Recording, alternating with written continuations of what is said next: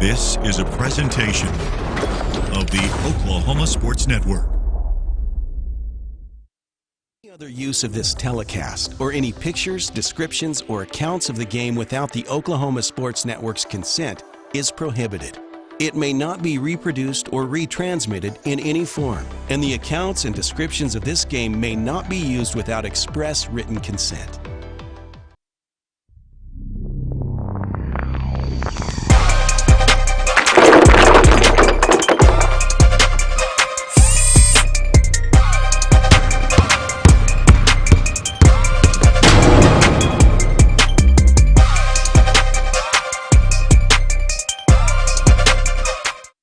Good evening, ladies and gentlemen. We are live here from John Smith Fieldhouse in Del City, Oklahoma. I am Ray Maytubby sitting alongside Jordan Ray. And Jordan, we have a great matchup on tap here tonight. We have Macarthur going up one-on-one with Del City. Macarthur. Correct. Excuse me. Yeah. Macarthur. Lord Macarthur. Right. Macarthur's a football opponent for Del City. Macarthur has not been, and that will change next year. But these teams will be playing this year in basketball.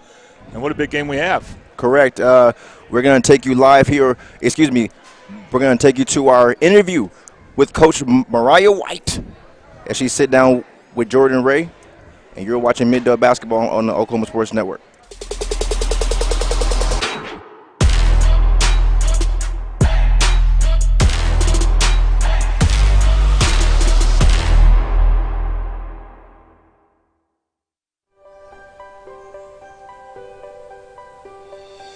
If you've lived in Oklahoma long enough, you'll know that we get extreme weather. With that extreme weather comes hail damage to your roof and an insurance claim. When that happens, there's not a better company to deal with on your insurance claim than Cantrell Roofing and Construction. Since 1987, Cantrell Roofing and Construction has proven to be the best in the business, and always remember, got hail? Call Cantrell. Call them at 405-642-8558.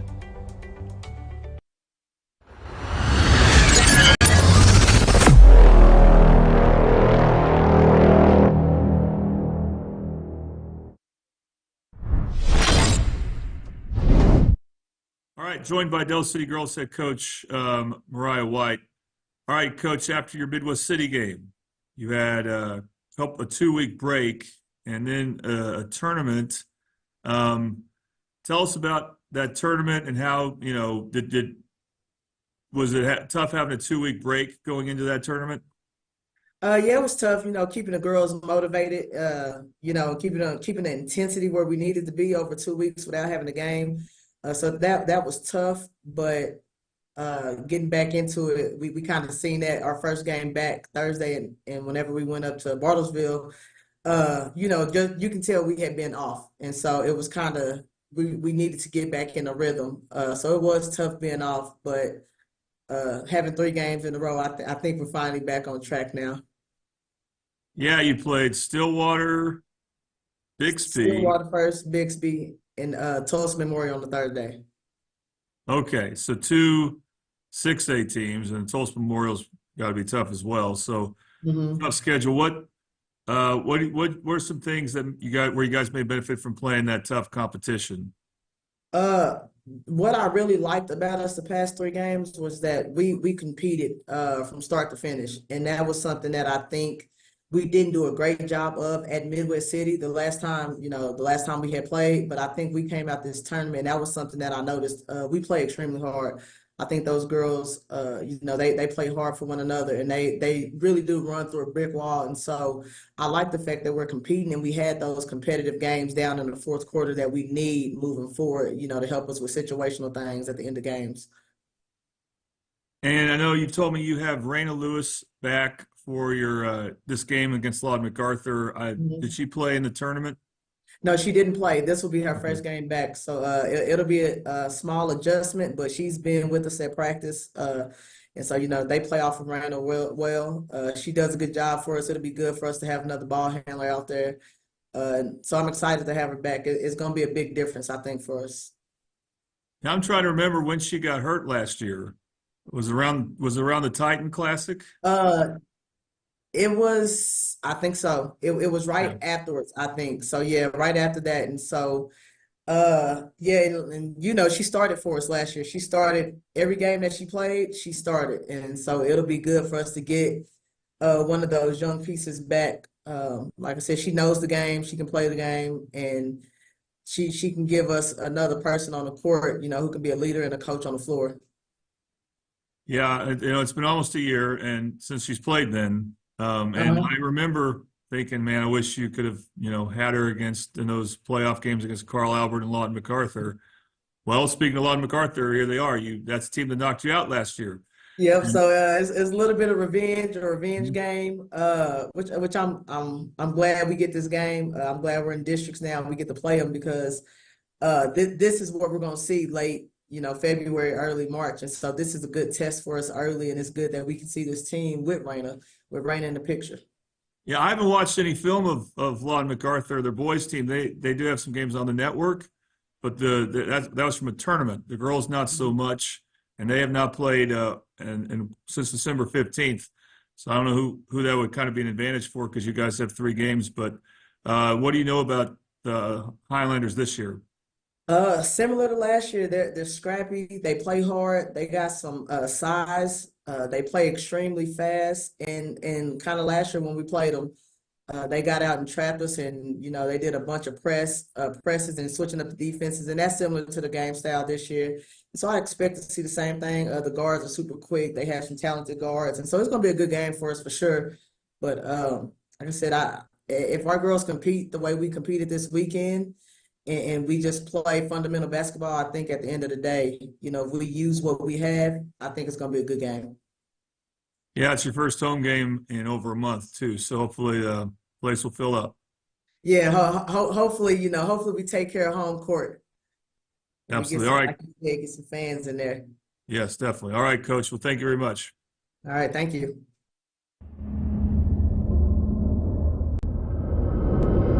Where sports is our middle name. We are the Oklahoma Sports Network. Experience the best wash in town at Tommy's Express. You'll love our open and bright tunnels, easy loading flat belt conveyor, unlimited membership, and free vacuums and mat washers. Experience the difference and visit Tommy's Express today.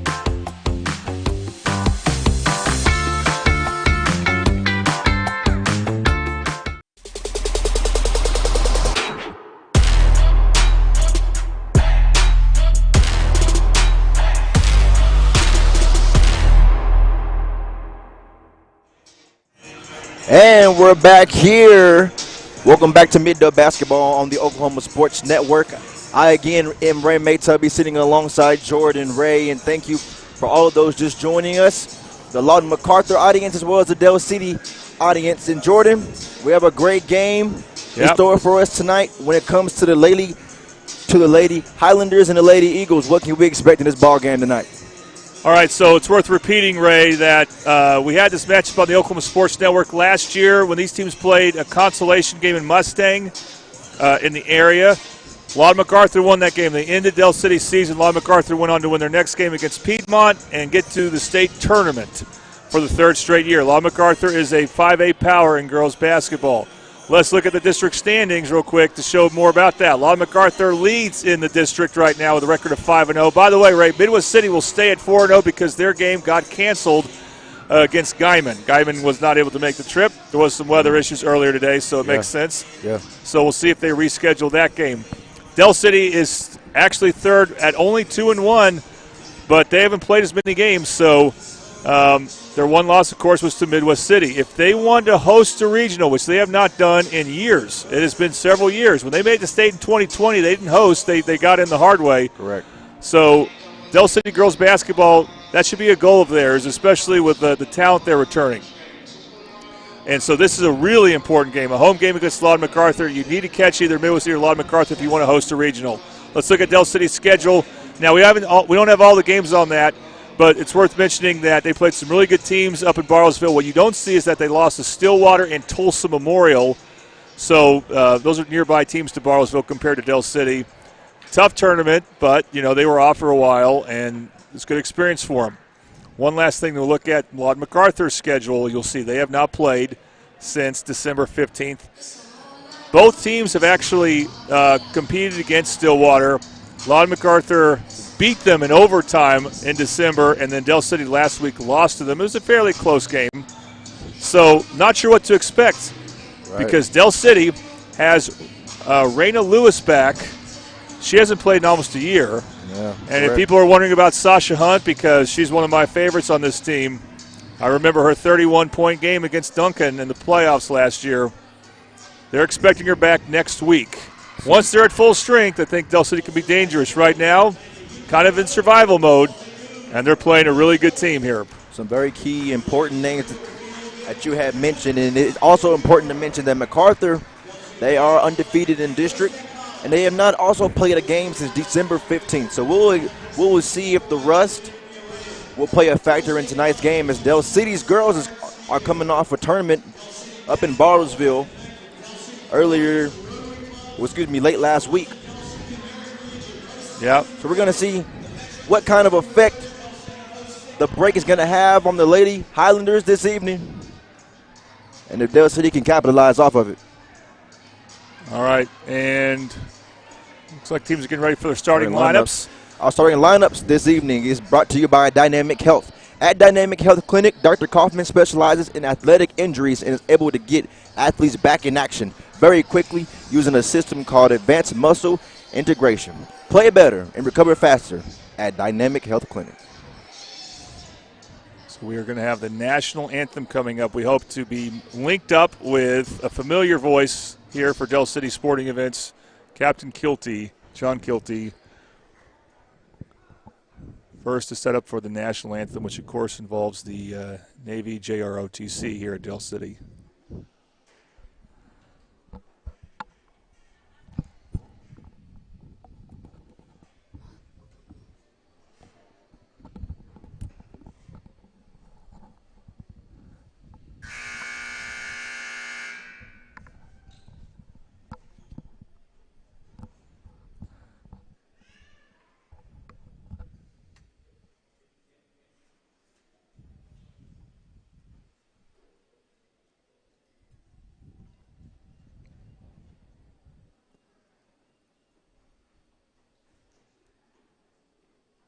Worth mentioning they haven't hosted a game in over a month as Del City, so they'll get some things in order.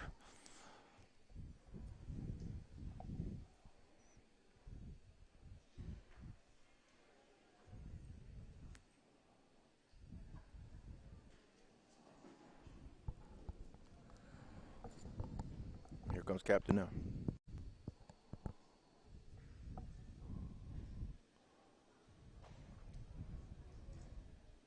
Tonight's opening game is brought to you by FNB Community Bank. Proud to support Del City athletics and activities. Locally owned, locally operated. That's FNB Community Bank. Good evening, ladies and gentlemen, and to our visitors from Lawton, Mac. Welcome to John Smith Fieldhouse for tonight's varsity basketball games between the Highlanders of Lawton Macarthur High School and your Del City Fighting Eagles. As always, this game promises to be outstanding. We challenge you, the fans, to be just as outstanding in your support behavior. We encourage you to cheer loud and strong for your team. Remember, let the players play, the coaches coach, and the officials officiate, and you, the fans, be positive. Let's all display great sportsmanship.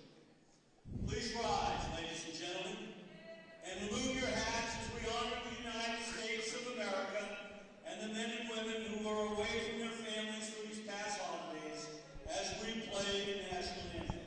Tonight's colors are presented by the color guard of the Del City Navy Junior ROTC. The color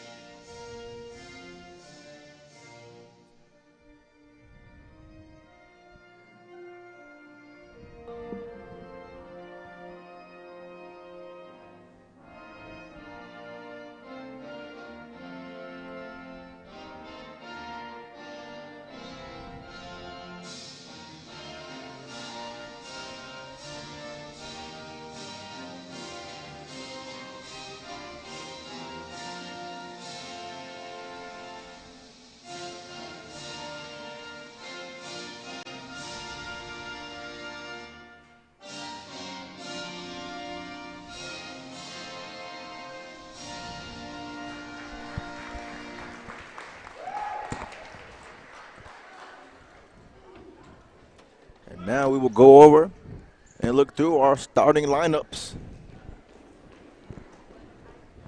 for both teams as they'll be introduced here by Captain Kelty himself.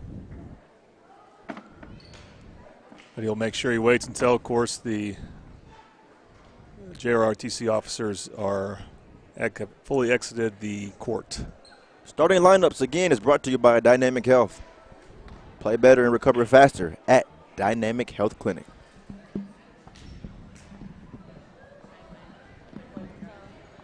Great job, color guard.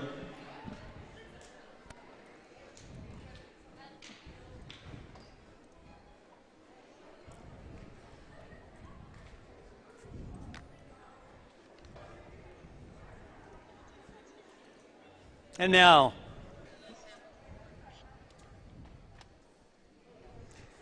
let's meet the Lady Highlanders from Lawton Macarthur High School.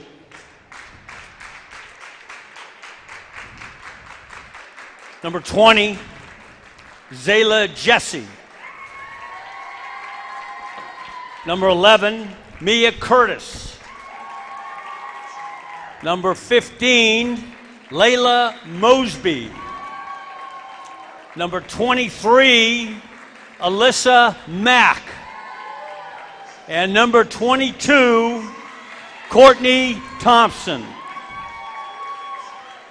The head coach, Otis Gentry, assisted by Ernest Smith.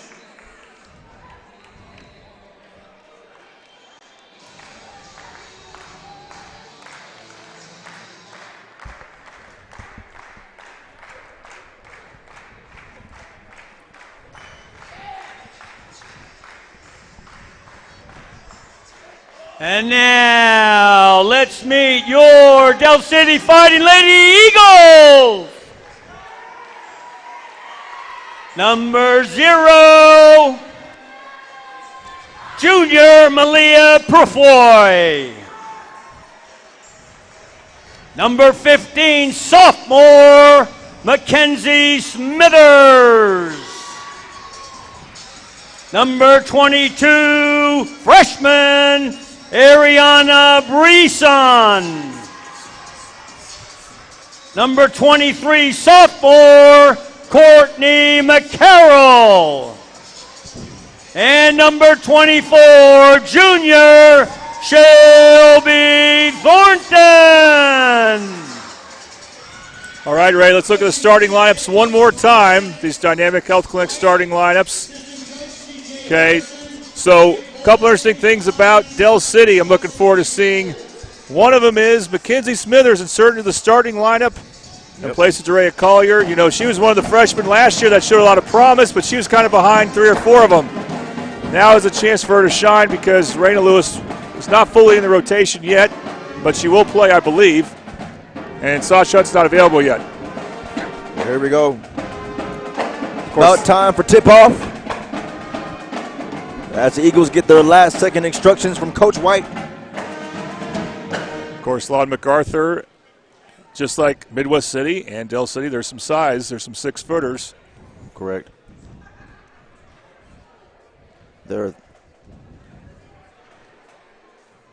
As we open up here in the first quarter, it's brought to you by Buffalo Wild Wings. Come to Buffalo Wild Wings to support your favorite Middale Winter sports team. Download the team card on your phone, show your waiter, and your team will get 10% of the proceeds. That is at 5500 Ticker Diagonal in Del City. Again, Buffalo Wild Wings. Here we go. Del City wins the tip-off. As they travel up the court. The pass now here goes down to Thornton, and she puts up, gets her own rebound, Shelby, and it's out of bounds. Well, they wasted no time throwing the ball into her. She got good position, and then she attacked the glass. Needs to make that, though, on a consistent basis, but a good first possession for Del City as far as execution goes. Here we go now, Mackenzie Smithers with the pass now. Here we go, Courtney McCurl for 3, and she's off. Purifoy here with the rebound. The whistle was called there in favor of the Eagles again as Purifoy was going to the line. It's on the floor. However, Del City's going to move closer to getting to the free throw line because of the way they do fouls this year. very different than last year. So Del City can get to a 5th foul. This quarter, they'll be shooting 2 free throws, not a 1-and-1, no matter how the foul occurs. Purifoy now observing the court, trying to see where to go, and the ball and others out of bounds again. And this time, it'll go in favor of the Highlanders. With the pass now in to Mosby. Del City extending their defense a bit, but looks like a basic man-to-man. Mosby here matched up one-on-one with Smithers, 15 on 15. Mosby with the pass down low, tries to make a move, and she's going to be fouled. Good defense by Purifoy. She had her left arm up and looked like it may have been vertical from our point of view, but there may have been her hand may have been on the shooter for Lod MacArthur. It's Mia Curtis shooting 2 shots. These, of course, are the free throws brought to us by Toonie Buys Houses, and we really appreciate them. Toonie Buy Houses. We buy and renovate homes. We also lease and owner finance homes throughout the state of Oklahoma. 353-9682. And both no good there. We got 23 on 23, too. Although that's not really a man-to-man matchup, as MacArthur's playing looked like it's a 1-3-1. With a pass back here now. They're moving the ball from the corner. Smithers thinks about it. Passes back to Branson, who was a freshman. Now back to Purifoy. Here we go. McCarroll for 3. She can be dangerous, but she misses again. Smithers puts it up. No good. Gives it back to the other team. Islanders are back at. Smithers is a much bigger player than Leia Mosby, so she should have just gone up more calmly under control there as Del City gets the ball back. Courtney McCurl, who has been a starter since she's been here. Here we go. Pat for 3. It looks off the mark, and it is. Intercepted there by Courtney Thompson. And the pass back to Mosby, who goes down. Here we go. Puts it up. No good. Off the glass.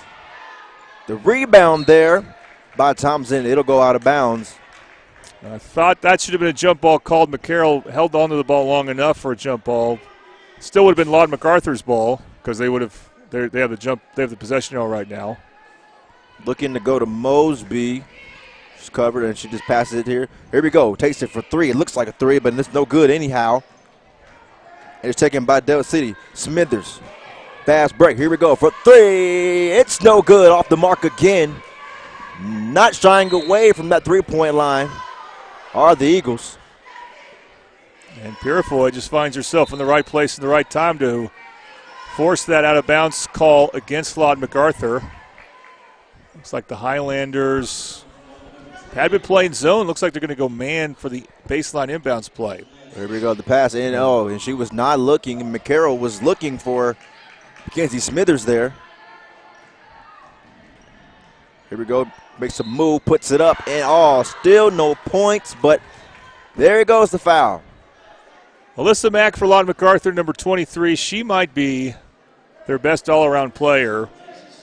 She's one of those 6-footers that plays like a guard. Yep. These free throws again brought to you by Toonie Buys Houses. The first one, it goes in for our first points of the ball game. Del City's been pretty rusty on offense. Alyssa Mack at the free throw line. She's 6 foot. One of those 6-footers that you mentioned for the Highlanders. She misses the second one. A rebound there. That's going to go Lod MacArthur. Yeah. It's important. I mean, that was Bryson. I think that's the name she goes by, Bryson. Yeah, Bryson. For Del City, freshman. when she gets that rebound to chin it. John Kelty pronounced her name differently, Bryson or something, but, Yeah. I would go with Bryson. Ariana Bryson, the freshman. Coach Mariah White, head coach of Del City, is not afraid to play the young girls, as we've seen in the past 2 seasons. And there it goes. Spins its way in. And that instant replay is brought to you by Super Subs. Super Subs has chicken Phillies. Try the deluxe buffalo or barbecue chicken. Here we go. Del City now here with the pass to Smithers for 3. Smithers. It was a hand on it. Caused the air ball. And here come the Highlanders again. Fast break. The pass down there. Here we go. Oh, my goodness. And it's good again. Somebody say her name, Melissa Mack. She has all 5 points, and you can see very agile, very good footwork when she attacks there. I was really impressed with the way she moved her feet on that spin there, making sure she didn't get called for travel. And nice pass by Purifoy. Yep, and it goes in. It's Thornton.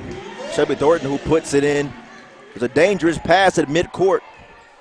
Best possession for Del City. Lod Macarthur will start to press them. They want to play a lot of their players, as Coach Brinson told me. Or Coach Gentry, I'm sorry. Oh, and then looking for the foul over here from the Macarthur bench, but not going to get one here. And here we go. They're moving the ball around. You hear the D-up chants. Here we go, Purifoy. Nice crossover. Yeah, she's going to get 2 shots. Yep, she's going straight to the line. I mean, that was a subtle move, but what I liked about that move is she had Alyssa Mack thinking she went right and quickly crossed over to her left, put herself in position to draw the foul, some more Toonie Bice-House's free throws. Purifoy had a lot of playing time since she's been here for Del City. We've seen her progress over the past couple seasons. Rebound, and then the ball goes out of bounds there. And I think that's one where Bryson has to know that she's going against taller players. She needs to kick the ball out to a guard when she gets that rebound. Pass to Smithers. Smithers looking for a back door. Here we go. And, you know, that's one thing she's going to do. That's another thing she's going to do. I was waiting Courtney McCarroll to make her first attack. And it's really hard to find the spots sometimes against the zone. You need to catch the ball when it's thrown from one side to the other. McCarroll picked her spot really well there. Again, the Lady Highlanders have not suited up and played a game since December 15th. It's a long time, but no action. No live one-on-one action with another team.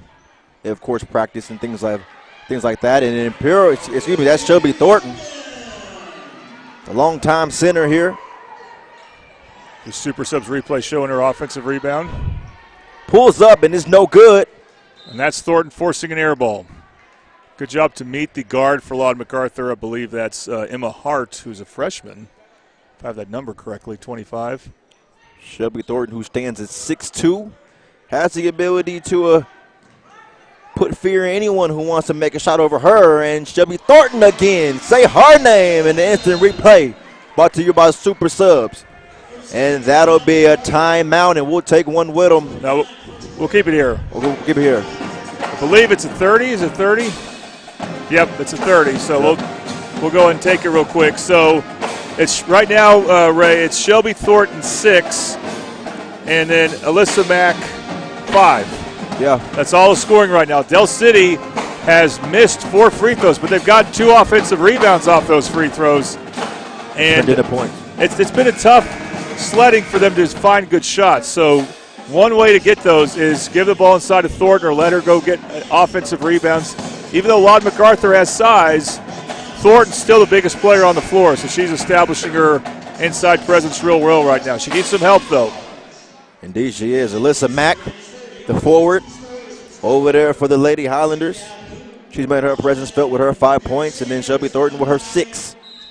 By the way, I had the name wrong. I think it's Layla Mosby, not Emma Clark, who had her shot altered by Thornton on the last Lod Macarthur possession. Mosby has been very active. But here we go. The pass down here. Oh, makes a move looking to, and it's no good there. Here we go. Courtney McCarroll, fast break. Here we go. And right here, you mentioned it. You hit it right on the money. She is a master at going to that free throw line. Yep, and Courtney Thompson's a bit frustrated with that foul. I don't blame her, but at the same time, that's just what Courtney McCarroll's able to do. I mean, she just does a good job of moving her body the way she needs to move it to draw the contact she needs to draw to get the ref's attention. 100%, and there's her first points of the game. A master at slowing the game down. Glad to have more Toonie Bice-House's free throws. We've mentioned them a lot. We have. I want to mention also Bobby Lewis is our three-point sponsor. Hopefully we'll get to him mention some. But right now both teams are cold shooting outside. And then she is good for her second one. And here we go now. It's Brown now. Matched up one-on-one with the freshman. And here we go with Alyssa now with the ball. Matched up with Purifoy. Good help from McThornton. 100%. The pass out here now. Here we go to Layla. She takes a shot for three, and it's no good off the mark. And the rebound here by Courtney McCarroll as she goes back down the court. Better be careful here if you're Highlanders. She draws a foul. She won't that time, but she'll lay it in. So good. The way she split the defenders there, they did not think she was going to try to do that, but she got it right by Fisher and Mosby there. Curtis now with the ball here with the pass. That's a 10-0 run for the Eagles. Oh, here we go. Alyssa Mack matched up with Purifoy. Mack, who steps back, and it is no good. Rebounded there by Shelby Thornton. Said her name very much and a lot tonight. Already, here we go. Stops in her tracks. Passes it to the freshman for three. It's good. 3-point. And that is brought to you by Bobby Lewis Insurance. Surprisingly great rates with 2 locations to serve you, Choctaw and Dale City. First three-pointer Dale of the City's game. on fire now. They're 13-0 run. Wow. Correct. The pass out here to the corner. It's no good now. And again, rebounded by Thornton. And she'll pass it to guess who? Number 23. Uh-oh. Just dribble a little high. Turnover, and it'll just go out of bounds. Wow, they're going to say it's off Brinson. Didn't quite agree with that. But the refs had a much better view than me. And we once again want to say our appreciation to all the Lawton Macarthur fans watching. We're really glad we can do these games, and we look forward to mentioning what our next Lawton Macarthur broadcast will be. It will involve another Mid-Dell team. Fisher puts it up. Oh, a high arcing shot, and that was beautiful, and it goes in. Now, the only problem there is she took a step inside the line. Yeah. Maybe it was a good idea for her, but probably so. Make sure that shot went in. Here we go. Sees Purifoy in the corner. Purifoy knew exactly where she wanted to go, but it was no good that time. That was Thompson who put the shot up. And it's intercepted by Thompson. Here we go. Got the freshman now, Brinson. With the pass now here to Thornton. Thornton fighting for it. Oh, yeah, she shouldn't be dribbling out there. We have but seen. She caused some pain. I hope that Lawton Macarthur player is all right. Is that Mac? No, that's Mia Curtis, who was Mia Curtis, who was a late scratch from the starting lineup. Correct, getting the start this evening. She's going to come back out. Now Mac will come in. Coming in for the Highlanders. Mac for Lawton Mac. Yeah, Mac for Lawton Mac. And Howard comes in now for the Eagles. Still, that's not a great place for Thornton to be dribbling the basketball, attacking the basket anyway. Correct. We know she'll shoot a three, though. We have seen it. Here we go. This is Raina Lewis in the game as well. So glad to see her back. 100%. Such a entertaining player, and that is good. By Thompson puts it in for her first points of the game. And Dale City is looking good right now. They're hot. Thompson's a freshman that I'm really intrigued by for Dale City. A little undersized for playing inside, but she's made a really good move there. Here we go. Fisher matched up with Raina Lewis, and it nice goes shot. in. And one. And the instant replay is brought to you by Super Subs. Chicken Phillies. Try the deluxe, the buffalo, or the barbecue chicken. Purifoy didn't step in as deep or as towards the basket as she needed to. And that was just a great move using her left hand to get right by the defender. Macarthur hanging around. And can't get the three-point play. But that shot was definitely necessary, definitely needed to get them back in this ball game. Here we go. Raina Lewis now finds her great teammate here. She puts it up, and guess what she does? Courtney McCarroll back to the line for her free throws. I can't think of a comp to Courtney McCarroll at the high school or college level. At the NBA level, I think of James Harden, maybe because they're both left-handed. Yeah, correct.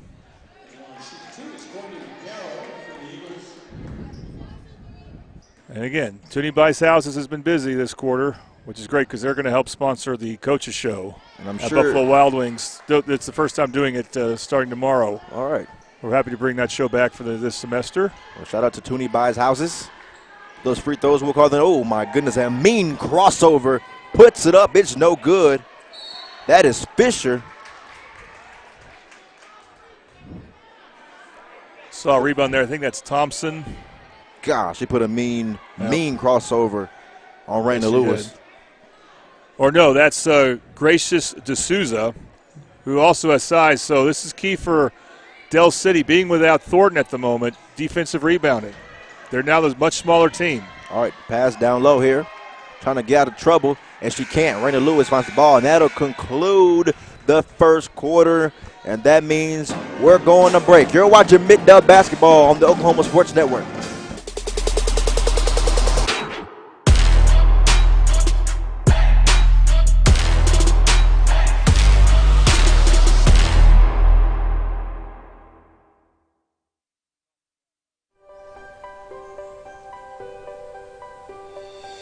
If you've lived in Oklahoma long enough, you'll know that we get extreme weather. With that extreme weather comes hail damage to your roof and an insurance claim. When that happens, there's not a better company to deal with on your insurance claim than Cantrell Roofing and Construction. Since 1987, Cantrell Roofing and Construction has proven to be the best in the business, and always remember, got hail? Call Cantrell. Call them at 405-642-8558.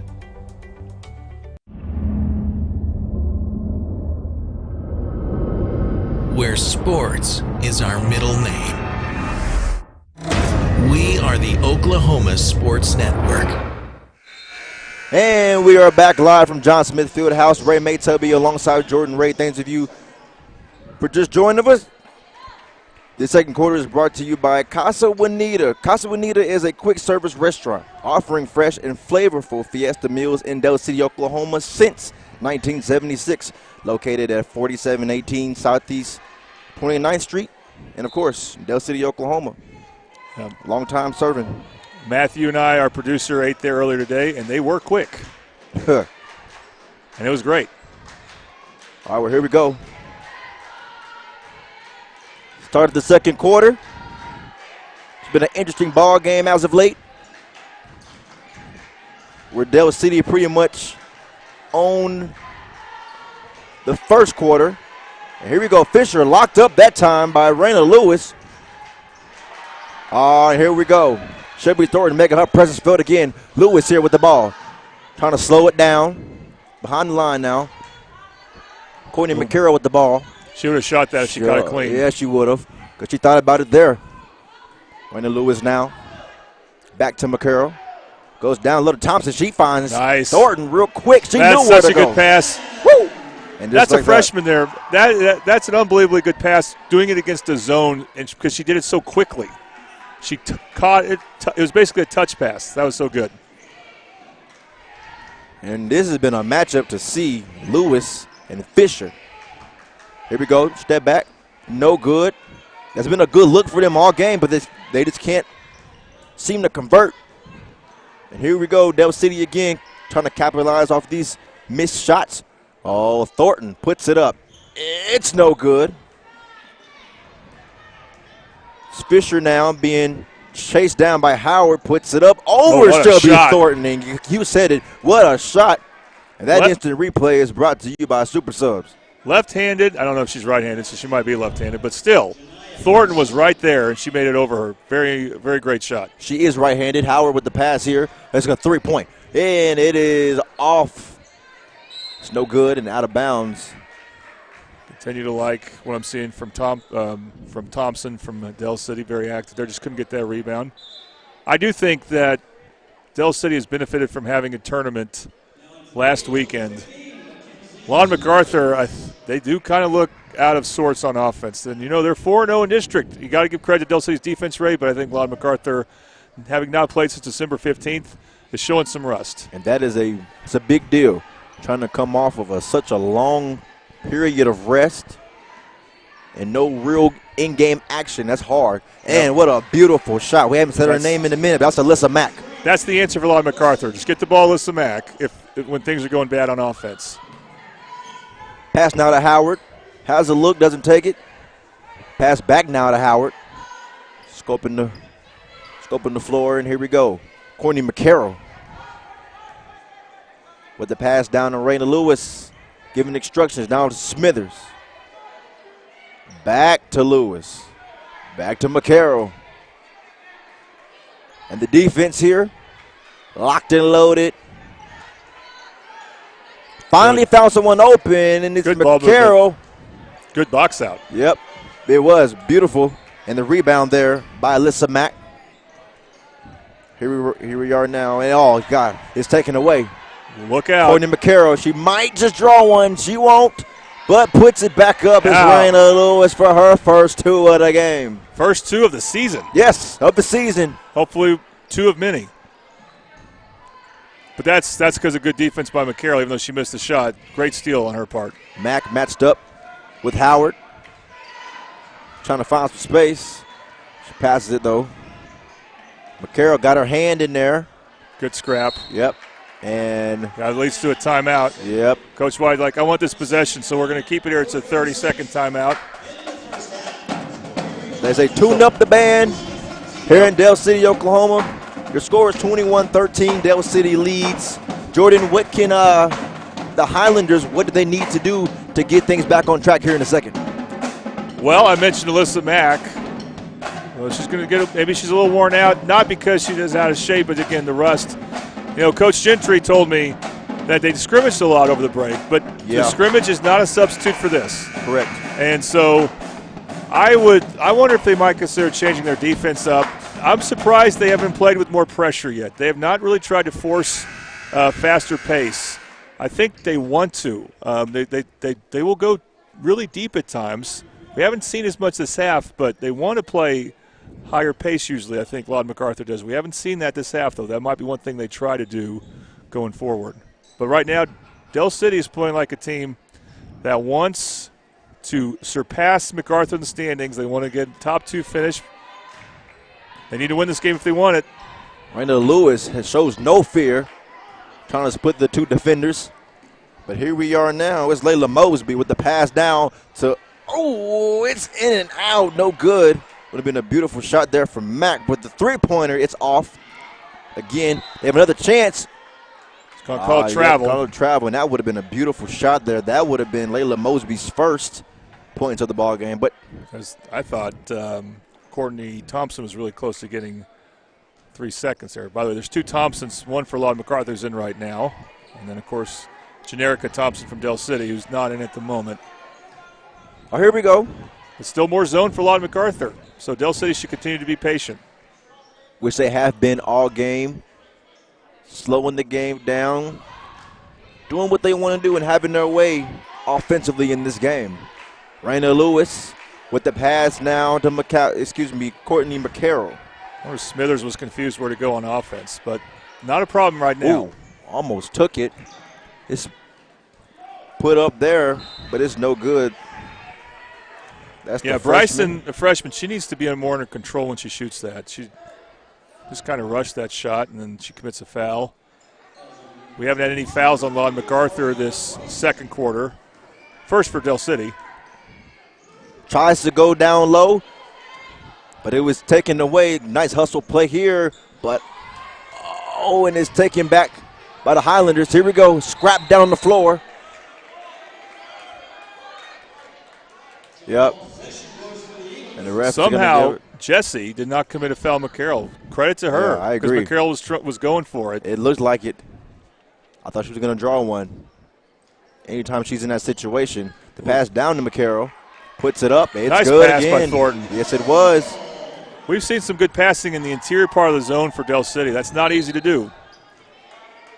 She was trapped there, and I got to be careful with these fouls. Well, whistle blown, foul. Purefoy's in. I like her as the primary defender against Mack. I think she's got the right combination of size and athleticism. She's a little shorter, but not much. She's 5'10", and moves her feet well. Jesse with the pass in. So I believe that's Fisher, who we've said her name a lot tonight. Ooh, nice. Oh, and then she's been everywhere making hustle plays, but when it comes to having to finish, it's been a struggle. Yeah, that'll happen. You're on the road. That's the other thing. I mean, these are not familiar surroundings for Macarthur. Here we go. Good defense. Shelby Thornton just having her hands up is an issue for any young lady who's matched up against her. Yeah, but I was actually referring to Purefoy. However, what you said is right. Now it's important that Thornton still tries to get good position on the glass. She hasn't had good position the last couple of trips. Here we go. And it is knocked out, but recovered there by Layla, and here we go. Another turnover committed by the Highlanders. It's been sloppy as of late, and Del City has been able to capitalize off of it. If they can get that together, this can be a much different ball game for the Highlanders. Pass here to the corner, to the freshman, right back to Purefoy, the junior. Courtney McCarroll shoots it. It's no good for 3. And it's Fisher here, marching down the court. We'll see if she can finish this time, trying to draw the foul. And it looks as if she got it. Janiyah Fisher, a junior, she's showing a lot of the same drive that McCarroll has as far as drawing free throws. But Macarthur needs them to go in. Neither team's been great from the free throw line here, from the Toonie Buys Houses free throw line. There we go. There's an egg. Yep. Very much needed and very much necessary for the Highlanders. That is Janiyah Fisher at the free throw line. Again, brought to you by Toonie Buys Houses. Excuse me. That time off the mark, but they get their own rebound. Fisher goes off someone's shoe, and Del City's played good defense, but their defensive rebounding has not been great, including on his free throws. Thornton got too deep there, I think. Here we go. Here comes Raina Lewis. 1:57 to play here in the first half. Down to Purefoy. Back up to Lewis. Now we're seeing man. One of the first times we've seen Lawton Macarthur go with a man defense. As you mentioned, they played a lot of zone in this first half and the travel. Let's take herself for a running back for a second. McCarroll couldn't believe that. I kind of can. I think she tried to make a quick spin and shuffled her feet before she put the ball on the floor. Fisher matched up here with the freshman. Pass out here to the corner. And thinks about it, trying to find somewhere to go. Oh, just off the hands of Brown, who's matched up with one of the stars for Del City side, McCarroll. Tough defense by the freshman on Janiyah Fisher. Fisher finds a lane, but once again finds herself on the floor with no points. Or out of bounds. And it's out of bounds. Looks as if, so that's out I got to of bounds. say, I don't know how Fisher even got cut through the lane like that. There was no spacing. So quick, dipping that shoulder and getting through those creases. Uh-oh, and this got to capitalize, and they do. That is Courtney Thompson. Way to be Johnny on the spot for Courtney Thompson. Raina Lewis for Del City made the right pass, or so it seemed. She just didn't see Thompson's long arms waiting for that bounce pass. Raina Lewis down with the pass to McCarroll. McCarroll's got a size advantage there. A 3 from the Del City gets their own rebound, which has been. So May Hughes a freshman was guarding McCarroll. That's a matchup for now. Now she's on Thornton. They didn't try to find a way to get the ball inside to her.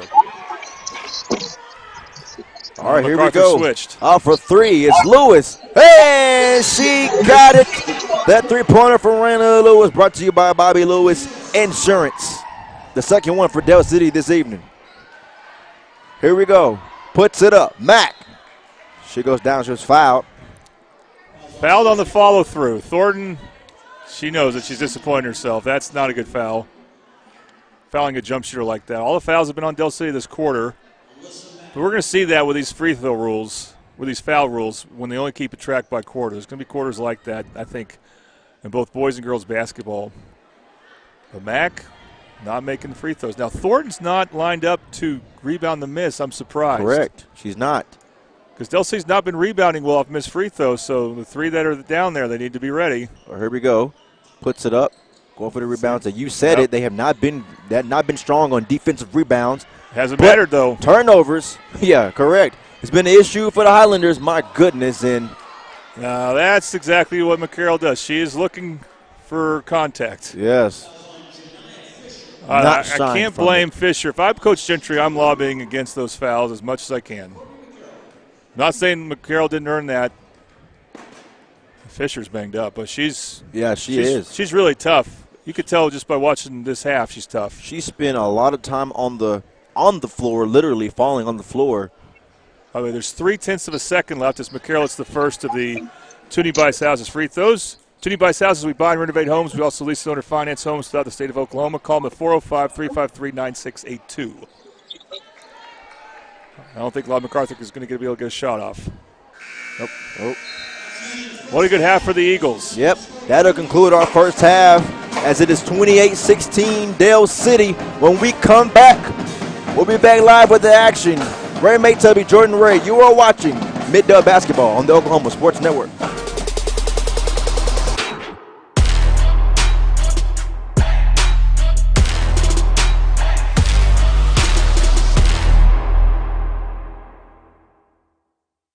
Have you ever seen an insurance commercial and ask yourself, are they really telling me the truth?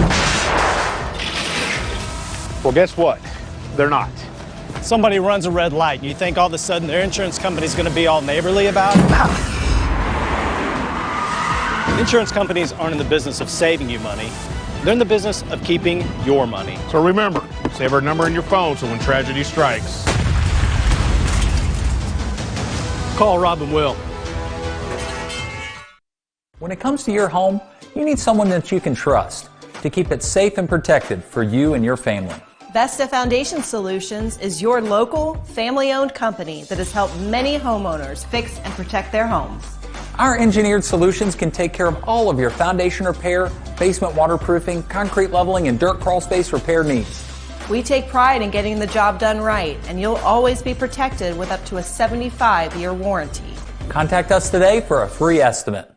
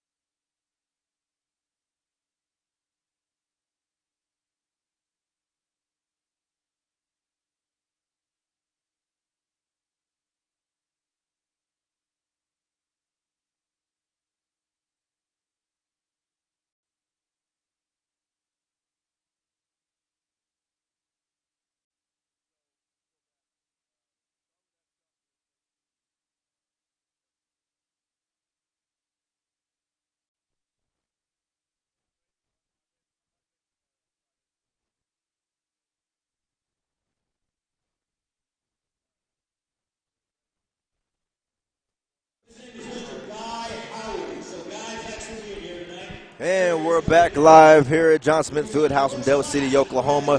Ray Maytubby sitting alongside Jordan Ray. This third quarter is going to be brought to you by Rose State College. Saving money on college is easy at Rose State. Concurrent enrollment allows students to earn up to 27 tuition-free hours of college credit while still in high school. Apply today at rose.edu/concurrent. I want to mention Rose State is a great option for those of you in the Lawton MacArthur area watching. Also, if you're watching from Lawton MacArthur, we want to let you know that they have another big game coming up on Friday, and this one should be a doozy here as they will play Midwest City. Oh, man. The Mo Bombers. Yep. So, and I put weather permitting on there for a reason. We're expecting another bit of a cold front then, but I know that both teams want this game badly as both teams are currently undefeated in district play. When I say both, I mean on the girls' and boys' side. Neither team has lost district play yet, but that may change for the Lawton MacArthur girls right now as Del City is in control, and they are looking to move in a tie with Lawton MacArthur in the loss column. Lawton MacArthur will still be ahead district-wise if Del City holds on to win this game because they played more district games, but that will eventually even out. So these head-to-head games, Ray, so important. I agree. And Del City is right now showing that they want to surpass Lawton MacArthur and finish at the top two in district so they can host a regional. Well, here we go right now. They come out wilding with a 3, trying to get some points up on the board, and it is rebounded there by Bryson, the freshman, who's played a lot tonight. The 3, it's in and out, no good by Courtney McCarroll. She puts her hands on her head. She can't believe it. A nice pass down here to Fisher, who rolls it in beautifully. And that's one of the first transition points we've seen from Lawton MacArthur. They have not gotten out and run much. Maybe that will change this quarter. They need it. Courtney McCarroll. Smithers said her name a lot earlier, but not so much late in the first half. And here we go, fast break, trying to get some points on the board. Foul, and won't get the and one, but she'll go for 2. Lawton MacArthur going with the man defense, and Del City looks a bit confused. Smithers needs to wait on the screen from Thornton. I think she kind of busted up that play by not using the screen properly. Layla Mosby, who has 2 points on the game here. And these free throws brought to you by Tooney Buys Houses. We buy and renovate homes. We also lease and finance homes throughout the state of Oklahoma. Yeah, I think, again, MacArthur, more rusty team, as they're also the more rested team. Yeah.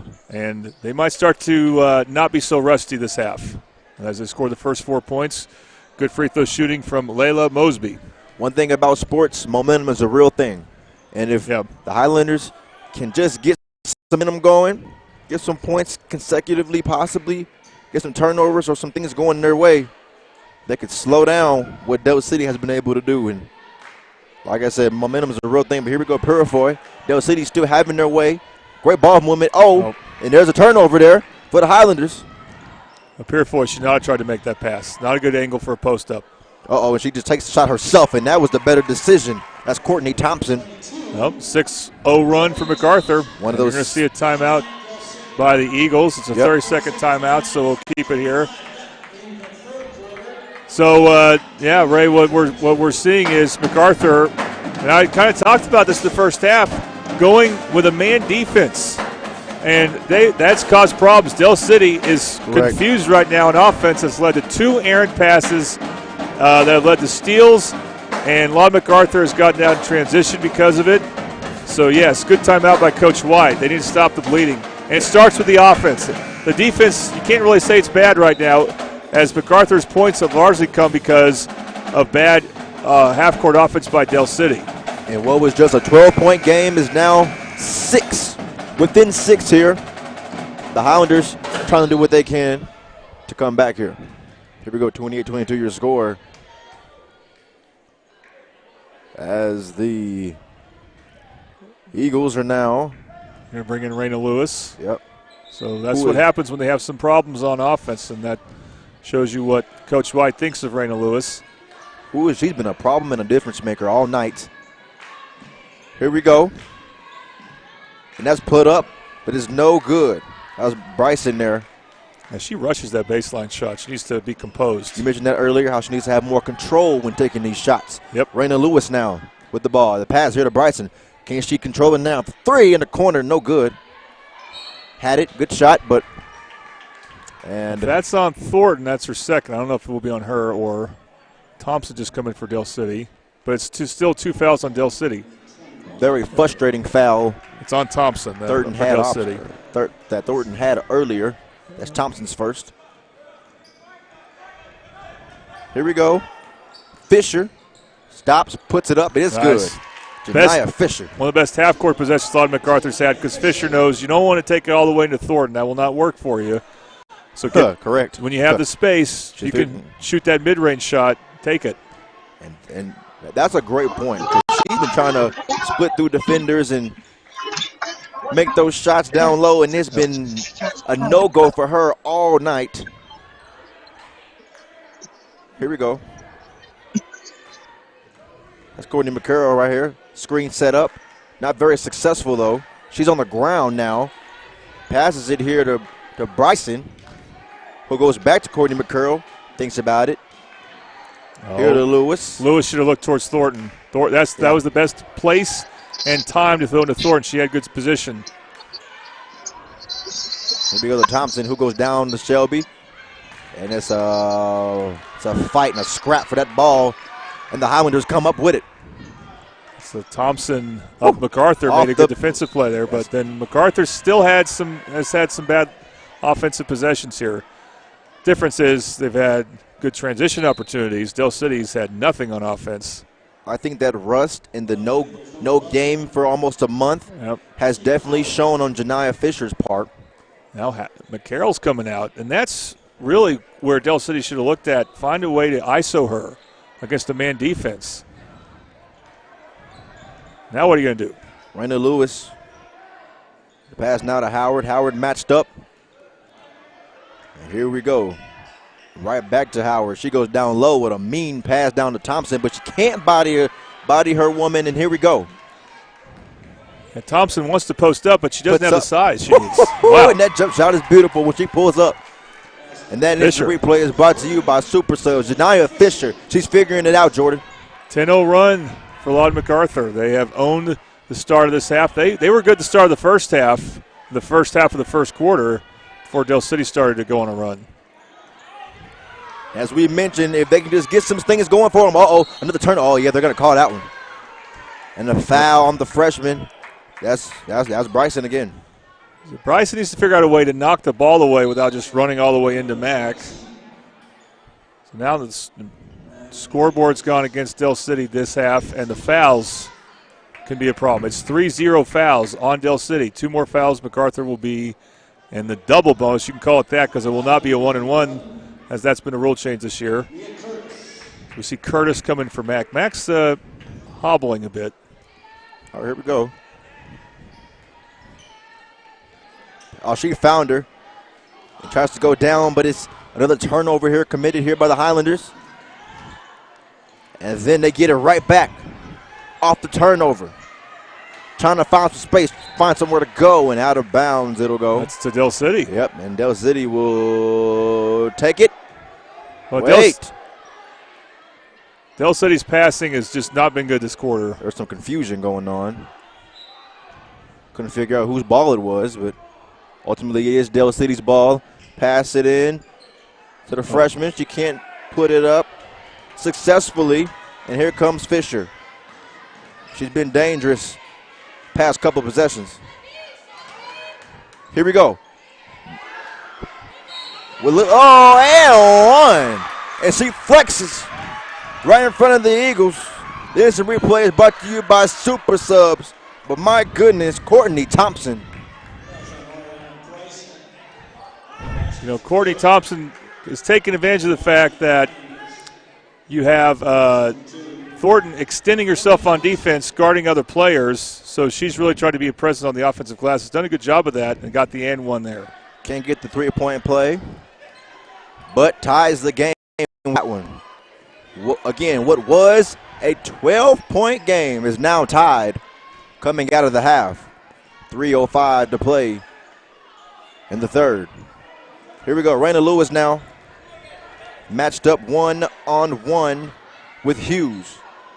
Switch. Then she passes it down to Thornton, who gets it to Howard. Howard looks at the three. She puts it up, and it is no good. Basically a pass to Smithers. She has it. She'll take it. Three. Lewis. It's good. Beautiful three-pointer by Raina Lewis. That Bobby Lewis Insurance three-pointer. She shies away. Not at all from those three-pointers.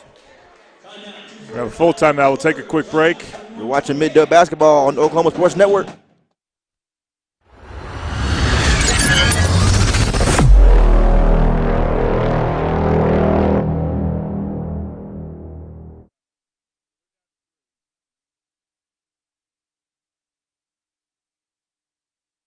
Have you ever seen an insurance commercial and ask yourself, are they really telling me the truth? Well, guess what? They're not.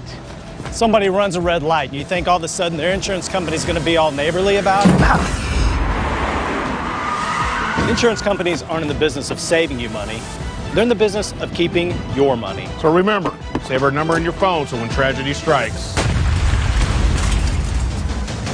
Call Rob and Will.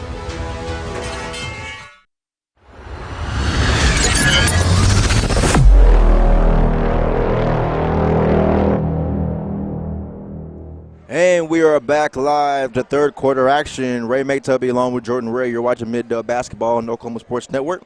This third quarter, again, is brought to you by Rose State College. Parents want to save money on college? Help your student get ahead by earning college credit in high school. It's called concurrent enrollment, and Rose State College makes it easy and very affordable. Apply today at rose.edu/concurrent. Lon MacArthur right now without Janiyah Fisher and Alyssa Mack. Two of their best offensive players. Courtney McCarroll back in for Del City. The Eagles really need to go on a run here, and they need to make sure they're hitting the defensive glass. All right, here we go. Layla with the bounce pass, and it's no good. Excuse me, it's out of bounds. Through the bounce pass to the cutting freshman, May Hughes. I think Hughes might have been a little distracted by Shelby Thornton. Which is very understandable. Yeah. You know, a young lady at this age walking around at 6'2". Yeah, there's not too many 6'2" post players out there to worry about. It just isn't. It just isn't. And she's a problem. Here we go. Raina Lewis matched up one-on-one with Layla Mosby, who has just been everywhere. She has 4 points tonight.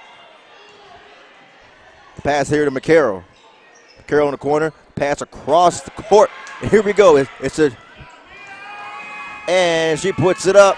Smithers wanted no part of the foul, so she allowed her to just go ahead and lay that in beautifully by Curtis. You can see why she was inserted in the starting lineup.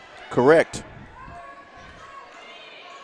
Raina Lewis, we said her name a lot since she's came in the game. Shelby Thornton, who seems to be very comfortable behind that three-point line, and my goodness, she is hyped.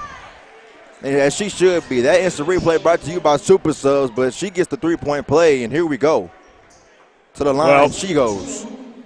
So I was about to criticize Thornton for waiting on Courtney Thompson to get to her to cover her, but that actually helped her get the foul. She waited for a defender to come meet her and then took her to the basket. Here we go now. It's been an interesting third quarter. The game is within three. Nice save there. Finds her down low. That's Thompson, and it is good. My goodness, Courtney Thompson. They need to help her a little better as Del City.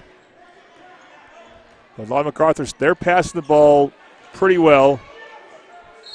Del City not so much. Out of bounds it goes there. Raina Lewis has let it go.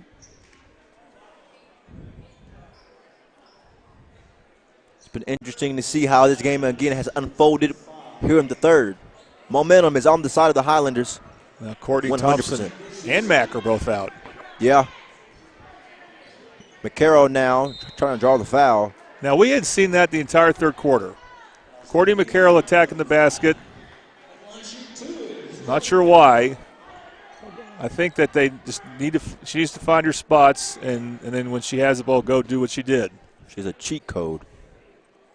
Just free points available for her ability to draw a foul. It's been amazing. Every single game that we've ever called. Yep. And no good there on the first one, and that's the issue, though.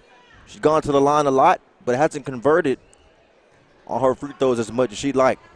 The Eagles need to hurry back. Macarthur's got someone back for him. Here we go. They sure didn't see her. You saw it. Macarthur can't capitalize on it right now, but and it's off for the 3-point.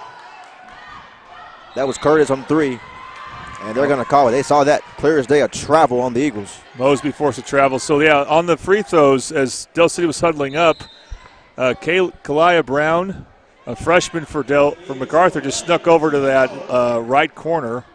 left corner. If she was bigger, she might have tried to go score. 100%. Kalia Brown here now matched up with Bryson. Pass down. Back to Kalia Brown. Eagles going zone, it looks like. 1-3-1. Oh, nice pass there. No look pass. Brown, 3, no good. It was a beautiful shot. Beautiful jumper. Brown gets it back.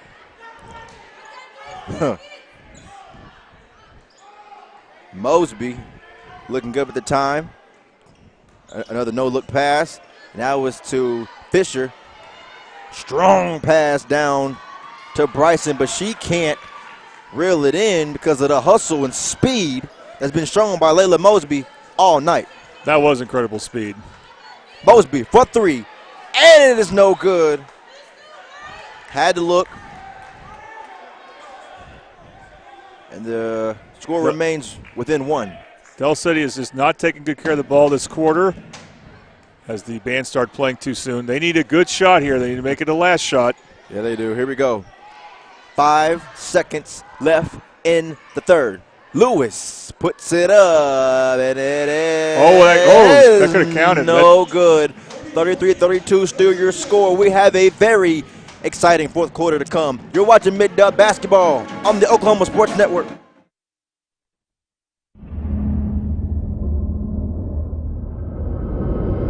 Where sports is our middle name. We are the Oklahoma Sports Network. College is more than just going to class. College is a journey. It's meeting new people and making new friendships that will last a lifetime. It's learning from professors who care about you and your success. And finding out it can be really fun and rewarding. It's discovering that thing you want to do for the rest of your life. Cameron University is all about helping you grow and succeed. Because your success is our success.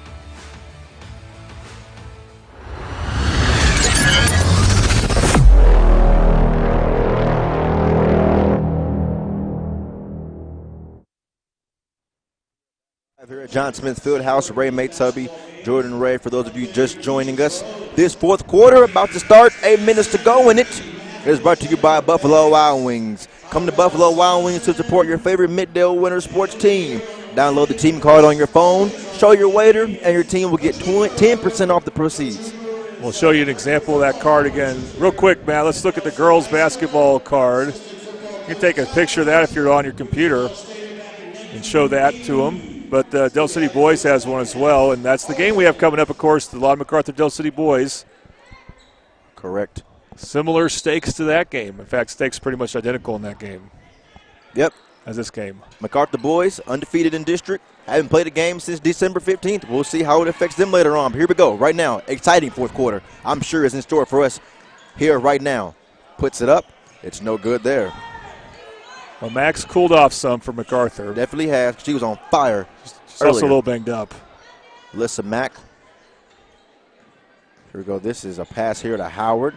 Takes a step, gets her own. Whoa, way to go for your sister being Johnny on the spot. Get the shot blocked, but went right to her.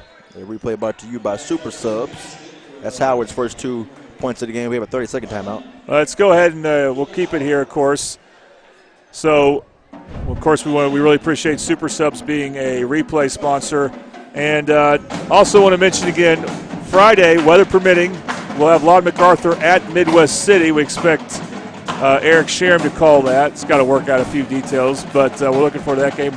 Also, Ray, we're going to have wrestling on for Middale for the first time on Saturday. Well. Championship rounds of the Malcolm Wade Invitational on Saturday the 13th. So I don't have a graphic for that, but that's something to look forward to. We all know how important the wrestling culture is here at Del City.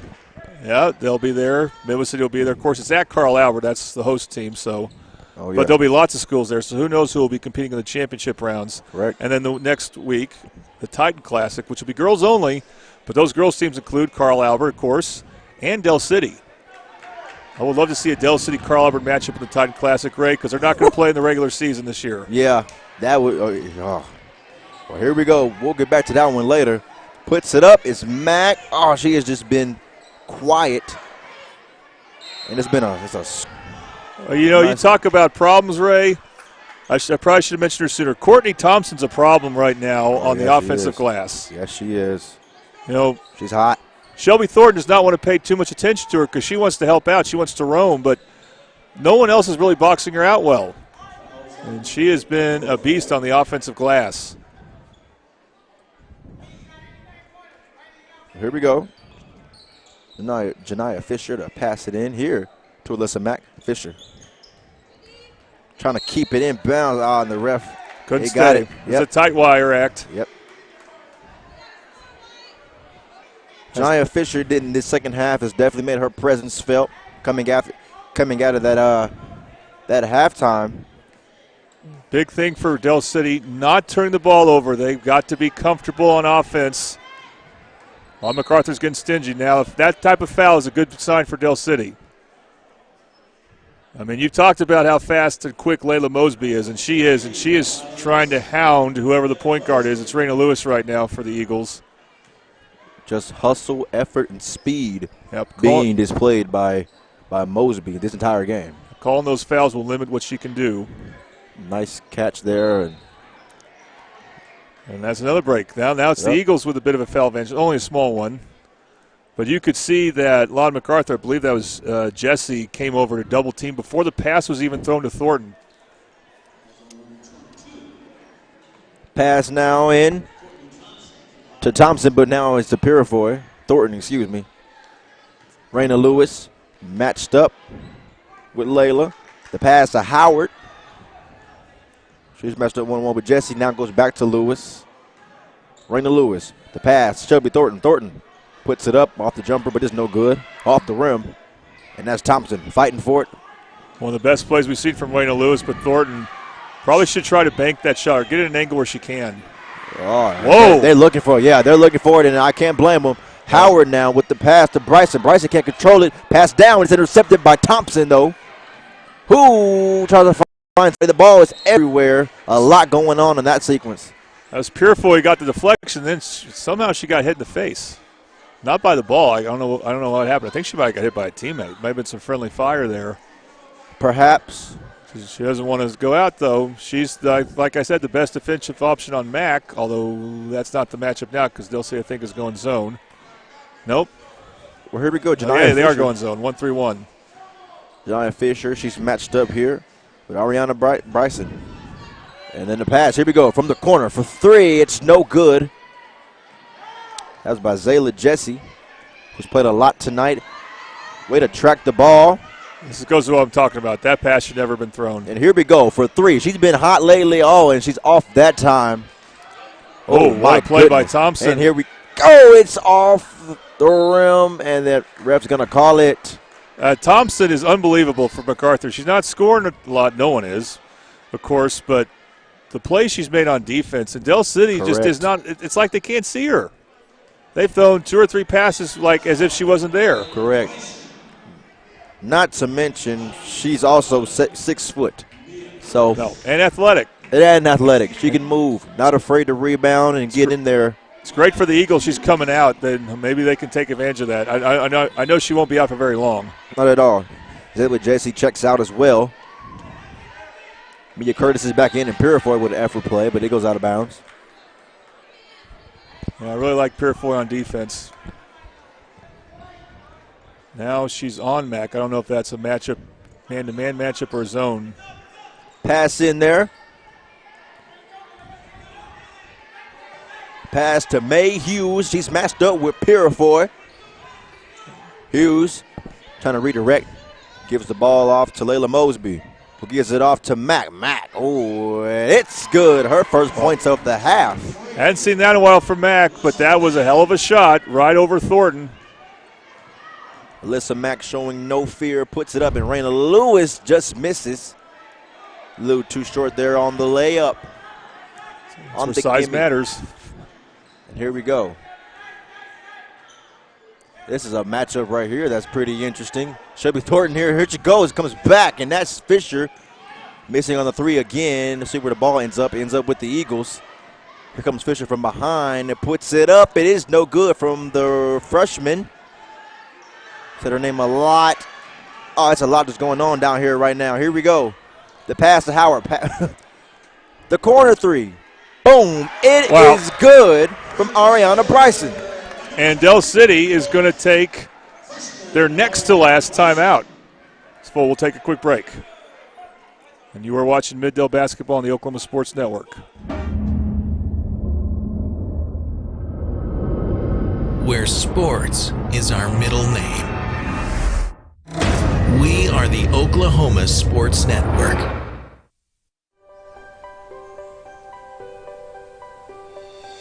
If you've lived in Oklahoma long enough, you'll know that we get extreme weather. With that extreme weather comes hail damage to your roof and an insurance claim. When that happens, there's not a better company to deal with on your insurance claim than Cantrell Roofing and Construction. Since 1987, Cantrell Roofing and Construction has proven to be the best in the business. And always remember, got hail? Call Cantrell. Call them at 405-642-8558.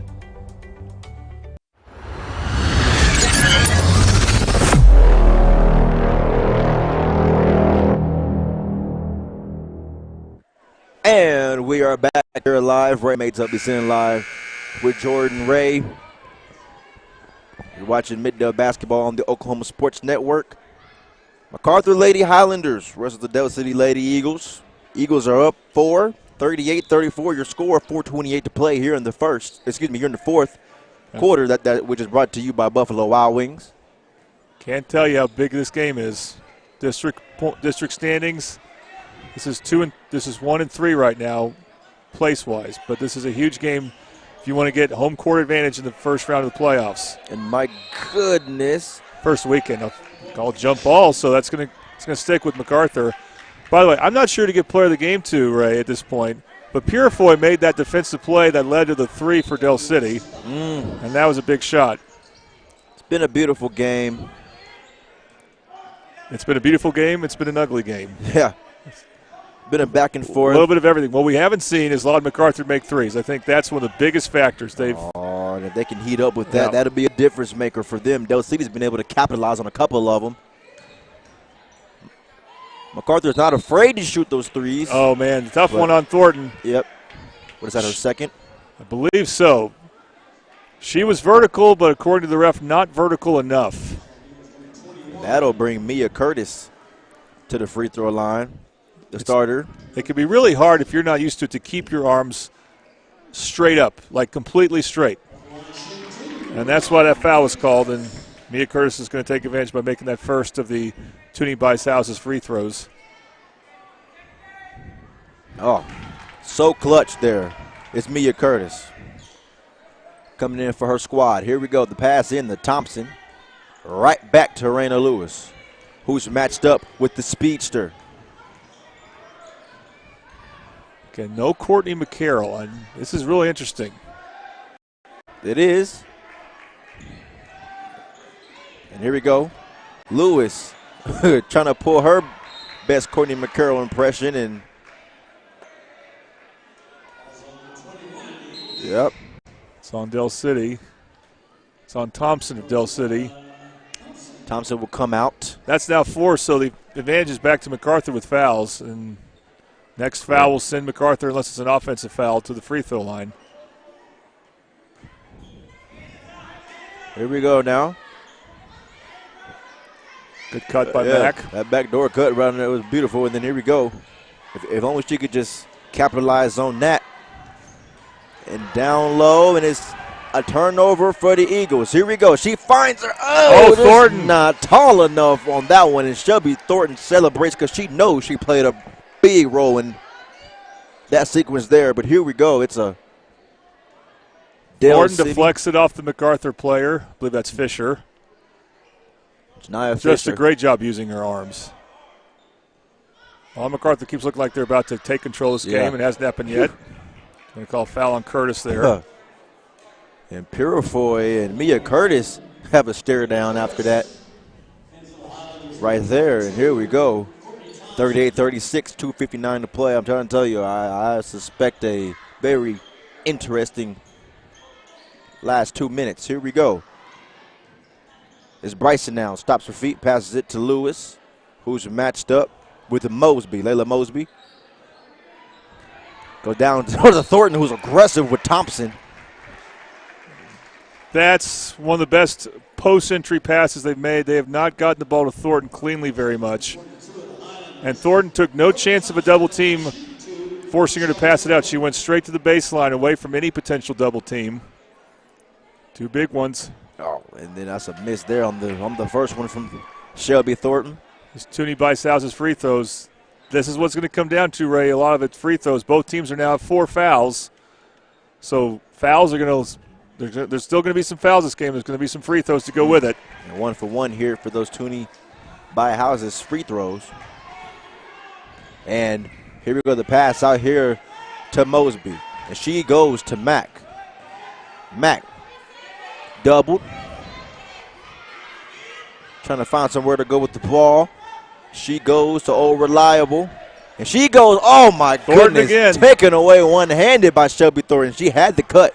It worked out almost perfectly, but Shelby Thornton just gets in the way of it again. Here we go. Lewis, oh, she's grabbed. And the foul is called. Yeah, that's on Mosby, but I'm surprised when she missed the steal, and she just missed it. That's why she has her hands on her head, now hips. She almost had it, but then she grabbed Lewis. And that, when you're in the penalty, that's just not a good foul. And it looks like Raina Lewis, with making that first one of those Toonie Bice-House's free throws, looks composed there. And she might make more trips here because she's going to be the primary ball handler for Del City. 100%, and you can expect some fouls later on. That's amazing how Del City's played so bad at offense at times this half, but they're still in control. They have weathered the storm from Lawton Macarthur. Lawton Mack, 4-0 in district, stops, pumps, and then it's no good. Purifoy, and then it goes down with it. It'll be Del City ball on the jump ball. And one reason why Del City's been solid on defense, got to give them credit. They solid, maybe spectacular, but missed shots from Macarthur. They have been ice cold from all over the floor. Yep, it's hurt them. It has hurt them tonight. Raina, she just gives it to Fisher, and here we go. Janiyah Fisher puts it up. What's Raina Lewis doing there? Raina Lewis, and she puts her hands up in confusion. Here we go. Finds Howard. That's what she was looking for initially the last time, but taken away and intercepted there by Janiyah Fisher. Here we go. Law and Matt, they don't have a whole lot of time here. The corner three again. This time it is no good, and it is rebounded by Thompson. Oh, they want the double dribble. You can't shoot that three, though. Everybody wants it. And it's put up and put in again by Janiyah Fisher. And this game is within 1, Jordan. That's because now bad offense from Del City. A turnover. What we got here? I think this is Del City's last time out. We'll keep it here, but Bray, this is a bit of a self-destruct here because they had the ball in a 5-point lead to Del City with about 2 minutes to go, and no one from Del City moved to make it easy for Raina Lewis to throw in the inbound. So what does Lewis do? She throws it kind of a prayer, hoping a Del City player could get that lob pass. Instead, Macarthur had it. Correct. And Lewis didn't even get in the play on defense. She just stayed around the baseline. And then Del City's passing the ball around, and they shoot an ill-advised three under 2 minutes to go. When you have the ball in a close lead, under 2 minutes, you do not shoot a three unless you have Steph Curry. And we still have no shot clock, so you don't. Correct. And those two things, and then the transition defense, and all of a sudden, it's not panic time, but it's now gotten really heated up for Del City, and I believe they're out of timeouts. It was just a 5-point deficit. Just when it looked like a moment ago they might weather the storm. Correct. That sure did look that way when Raina Lewis was just at the free throw line. MacArthur, what they've done well this half is they've scored in transition like they have the last 4 points. If Del City's half-court defense is set, MacArthur has struggled a lot. So now if you're Del City, again, don't know what's happened with Courtney McCarroll. She's not on the floor. You can run baseline because MacArthur just scored. I am interested to find out why McCarroll is not in the game at the moment. The players have got to move. They can't just get to a spot and stay there. Well, this game gets real serious right now. Here we go. Raina Lewis to look for one of the young ladies in white. Got Howard, the senior, is one of them. And then Bryson, the freshman, is the other. Purefoy and Thornton are back. And here we go. She finds Howard. Howard has to land on it. And it's going to be MacArthur's ball. Yep. Well, you can't. If you're Howard there, I think you got to try to pick it up. Diving on the ball is just going to lead to what happened there. I know you like diving on the basketball, you like the hustle, but that led to the jump ball there. Now MacArthur's going for the lead. At least Del City set up on defense with their 2-3 zone. Here we go. It's the pass now here. They're slowing it down a little bit. Here we go. She's been a problem, my goodness. She can't connect that time. Here we go. Highlanders get it back. The pass now to Mac. Matt pumps, puts it up. It's in and out, no good. And a scrap for the ball again. Whistles are blown. Del City ball. And Del City. Boy, MacArthur cannot buy a basket if there's any defender near him. Like I said, the last 4 points they scored, there was no defender near him. But what can Del City inbound the ball? And whoever's going to throw it in here, they got to stay stationary. Here we go. Howard now with the responsibility to pass his ball in. Here we are. She's going to find Raina Lewis. She gets doubled here, looking for the trap, and then out of bounds. And a celebration within teammates for the Highlanders as that goes out of bounds. Boy, so much riding in this game, too. Been an interesting 10 seconds in terms of the scoreboard. Oh, my goodness. And everybody here in John Smith will put their hands together for that one. Did Raina Lewis make a good decision? We'll see if she makes these Toonie Bice free throws. It was. Normally, you don't want to challenge a 6-footer when you have the ball in the lead. You want to run clock and make them foul you, but they fouled her anyway. Correct. So it worked out. Well, here we go now. A very risky play, but give credit to Raina Lewis, her first game of the season. Man. And we got some big ones here. She looks in shape. She played a lot.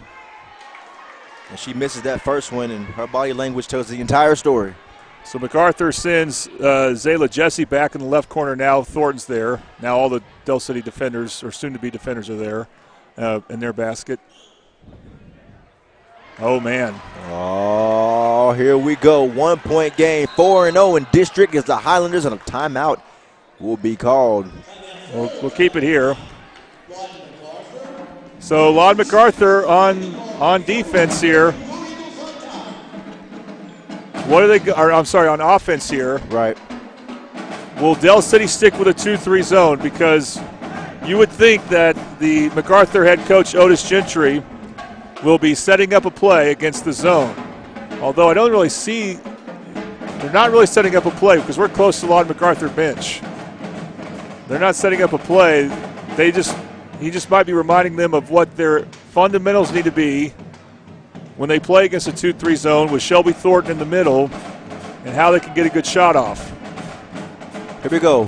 41-40, your score, 32 seconds to play. If I'm Coach White, and I'm not as good as her at this, but I would say if Lod MacArthur scores, you need to inbound in a hurry. Do not give them a chance to set up their full court defense because they've struggled against the full court defense big time in this last minute. As the teams get their last second instructions, the Highlanders will march out to the floor first. And we haven't announced our player of the game, but we are looking forward to announcing the Eastside Church of Christ player of the game at the right time. It's going to be someone from Del City, win or lose, because we are a Mid-Del broadcast here, but several good contenders for Law and Macarthur for their player of the game if we had to go that route. Man, 100%. Thompson would have my vote. Here we go, trying to find somebody. It's Mac. She puts it up, and that was necessary. And unless Del City does not score, that'll end it. Here we go, 20 seconds to play. Raina Lewis down to Thornton. Shelby trying to put matters in her own hands. She misses. It's rebounded by Fisher, but it goes out of bounds. And oh boy, it's off Macarthur. Oh my goodness, 8 seconds to play. Wow. Thornton had it, but she's in a little bit of pain. She just was a little farther away from the basket than what she was comfortable with. Wow. Well, a very interesting 25 seconds on that one. And 42-41 your score. It'll either stay the same or it'll be a lead by the Eagles. This is the first Macarthur lead since early in the game. They were up 5-0. Correct. 5-0, then turned to 6-5, and from there it was all Del City. And they were down 12 at halftime.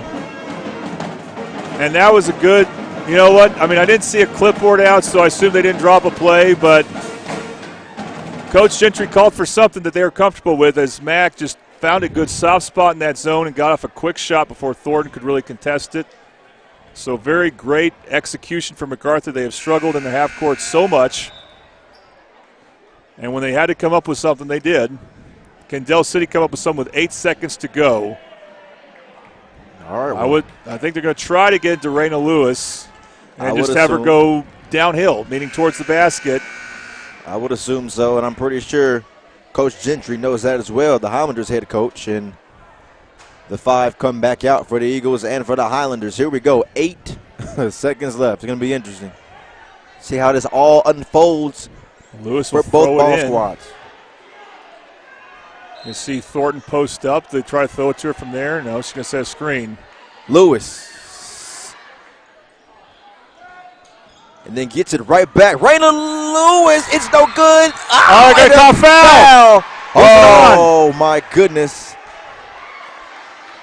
And Shelby Thornton lets it be known. Oh, my goodness. But here's the thing. She hasn't converted on these free throws in this game. These are crucial.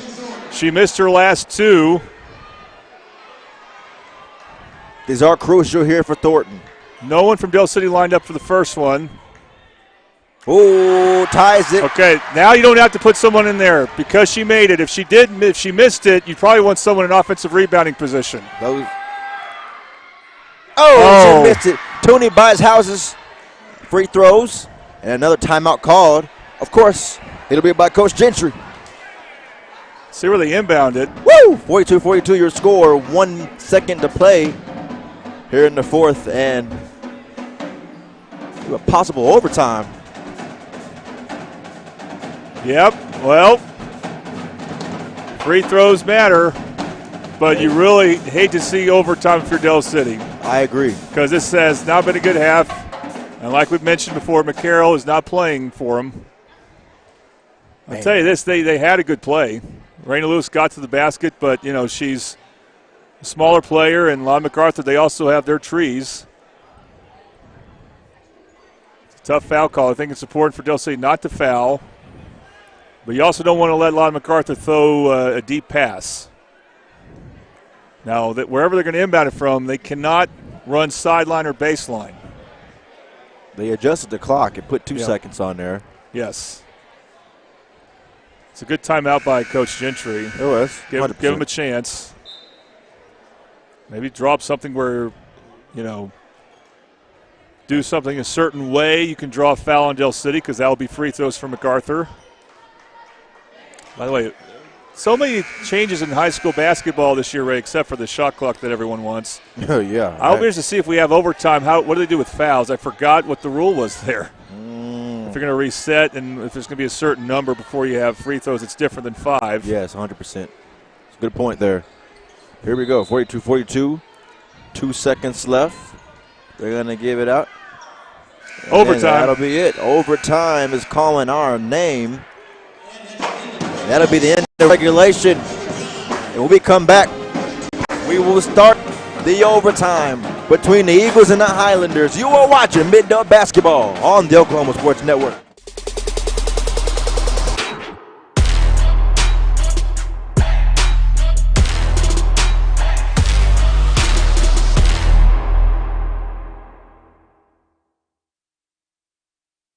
Have you ever seen an insurance commercial and ask yourself, are they really telling me the truth?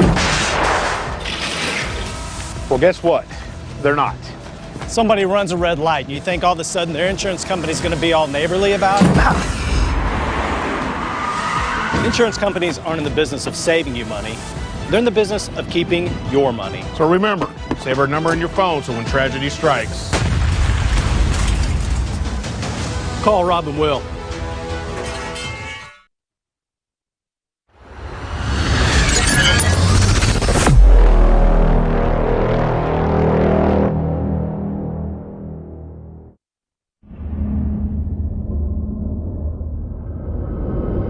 Where sports is our middle name. We are the Oklahoma Sports Network. And welcome back to John Smith Fieldhouse. Ray Maytubby sitting alongside Jordan Ray as we enter overtime, which is brought to you by Casa Juanita. Casa Juanita is a quick service restaurant offering fresh and flavorful fiesta meals in Del City, Oklahoma. Serving us since 1976, located at 4718 Southeast 29th in Del City as we await the overtime tip-off. So important for Del City to win this, I think. Here we go. Good tip.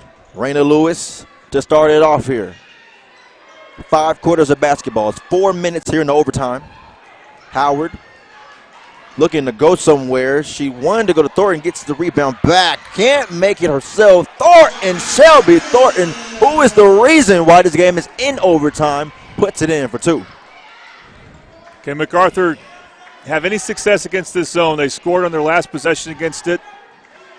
How will they attack it now? Mosby with the pass here to Hughes, back to Layla Mosby, and it's tipped there. Howard got a little piece of it, which created the turnover there for the Eagles.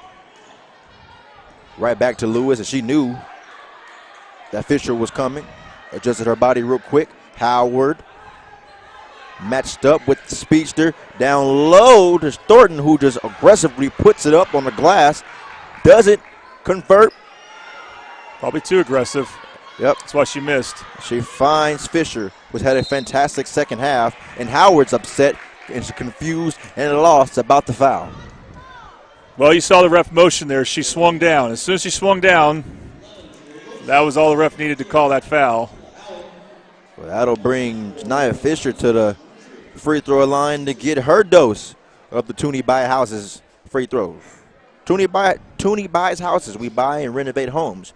We also lease and own finance homes throughout the state of Oklahoma. Reach them at 405-353-9682. Again, Thornton not in to rebound off a opponent shooting free throw. I'm just surprised at that. Last time that happened, clearly Lon MacArthur was able to get a rebound over where she might have been. Well, MacArthur has guards lined up there, so it's not as much of a size problem. And off that time, Raina Lewis goes to Bryson. Ariana Bryson goes to Akila Howard. Howard now looking for Raina Lewis, finds her, matched up, one-on-one. Screen is set by Howard. Down to Thornton. Splits 2 defenders, puts it up, but it's no good. You know, I think Courtney Thompson must have fouled out for MacArthur. That is unfortunate for them. I'm guessing that's because we're not seeing her in. Yeah, we're not. We're seeing Gracious D'Souza, a backup center, a senior in. I don't think she's the athlete that Thompson is. Not that she's not athletic.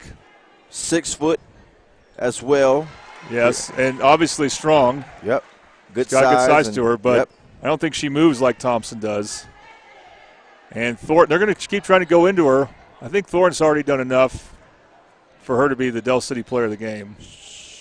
Thornton, my goodness. Big ones there. Wow, yes, they were. Huge free throws there. Again, is the reason why we're even in this position now here in overtime. Again, Lon MacArthur's not made a 3 this whole game. And they're going against a 2-3 zone, which is primed to get a three-point shot on it if you want it. Drives, no good. And that is Thornton who ends up with the ball again. Raina Lewis matched up 1-on-1 with Mosby. And she'll go to the line, I believe, for 2.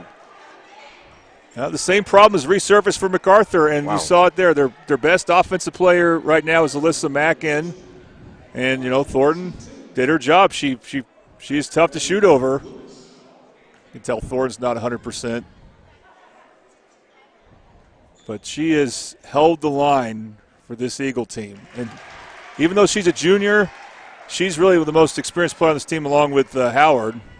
So she has a leadership role you don't always see with a junior.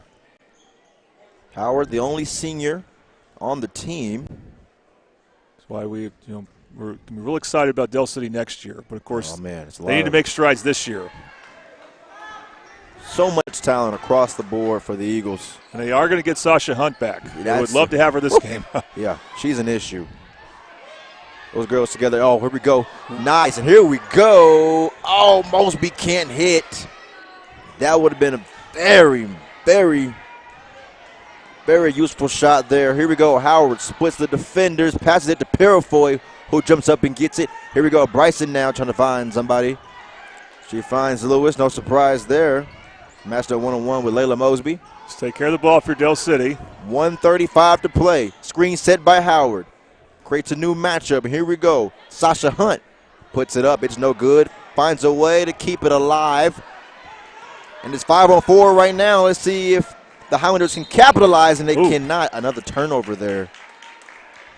Fouls have not changed, so I guess they're keeping the foul total. Excuse me. That was Raina Lewis who missed that shot, and, she is with the cheerleaders right now on the other side of the floor. Something's going on over there. Well, look at these Macarthur players. Their hands on the knees. Oh, man. This is what you expect to see in overtime. Yeah. You expect to see hands on your knees in overtime.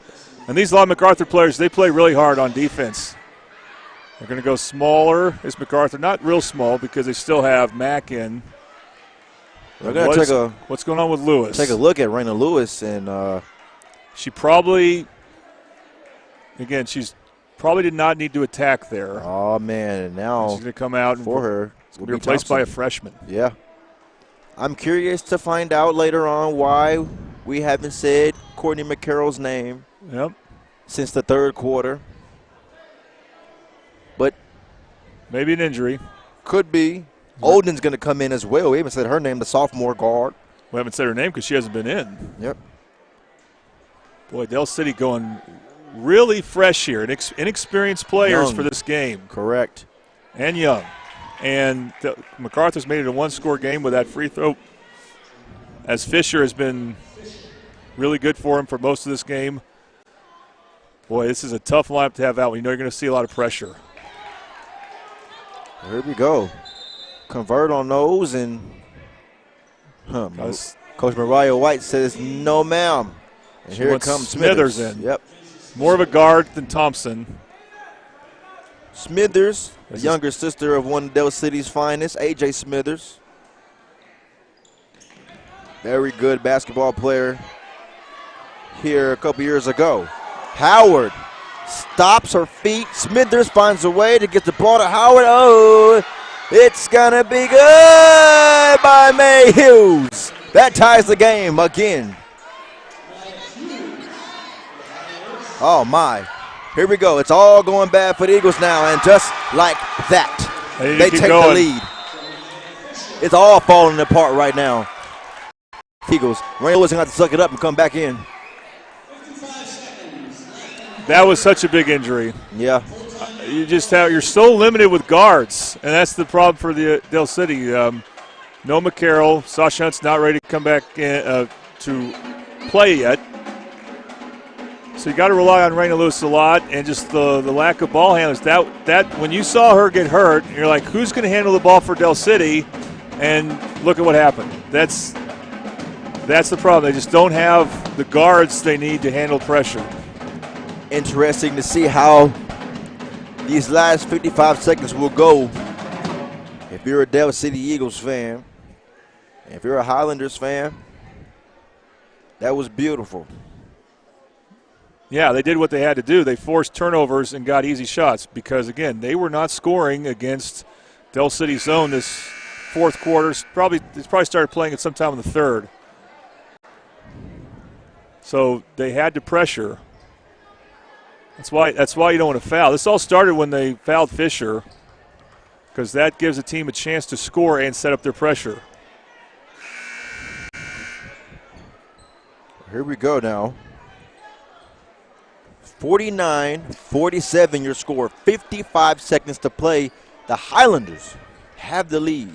They can run baseline if it's Howard throwing it in. Yeah, Howard's going to have to be real smart here. You're a senior. You're a leader.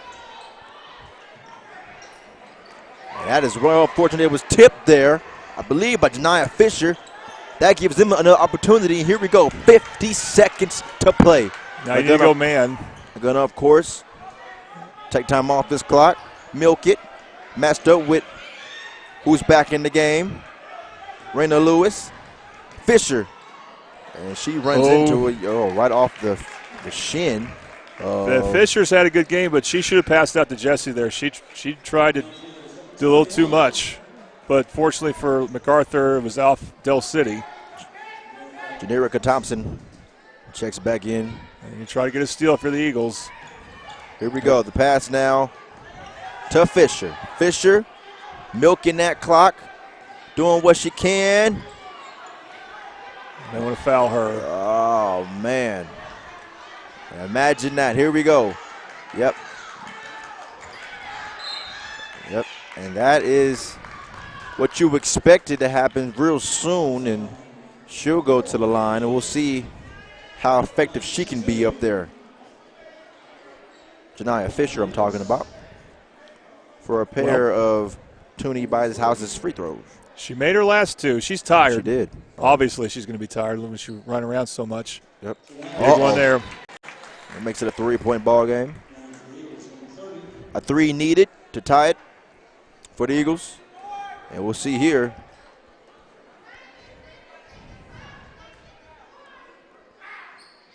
And that is Fisher making it tough for the Del City Eagles right now. Here we go. It's going to be a lot to happen. Point needs to go all the way.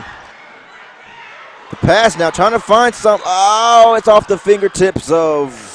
Whoa! It's going to be off with the Eagles, I believe. You can't call it time. I think they have one more timeout. You need to score. Yeah, Macarthur's going to help out Del City by calling this timeout. Wow. So we'll continue to keep it here. And why is it helping them out? I think Del City has just one timeout. And you can't call it in this situation because if you score, Lon Macarthur can just let the ball roll on the baseline and the clock will keep running. So you need to have a timeout in your back pocket if you're Del City. Try to score quickly. Hopefully you get fouled. That would be actually better because then you could stop the clock there. But just a quick catch and just go attack. That's all you can do. Well, 47-51. It's been a nice little comeback and a way to just stay on Del City's tail if you were the Highlanders. And they're 4-0 in district play is Slot Macarthur, and about to go 5-0. It's looking that way, Jordan. Yeah. And so that's going to set up an unbelievably big matchup Friday when they host Midwest City. That should also be on the network for Mid-Del fans, Slot Macarthur fans. Of course, we're going to have the boys game coming up, too. 47-51. Your score, 8 seconds. Highlanders on top. Mistake-free within the next 8 seconds, and the Highlanders will walk out of John Smith Fieldhouse with a victory.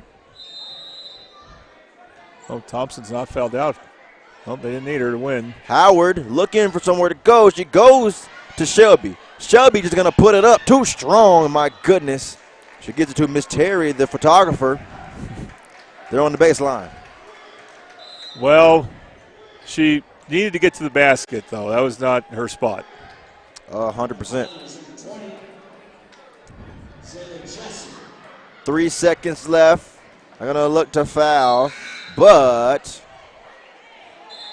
They're going to call a game. They're going to call the game, yes, as they should. And that'll conclude it 51-47 in overtime. The Highlanders pull it out versus Dale City. They're now 5-0 in district.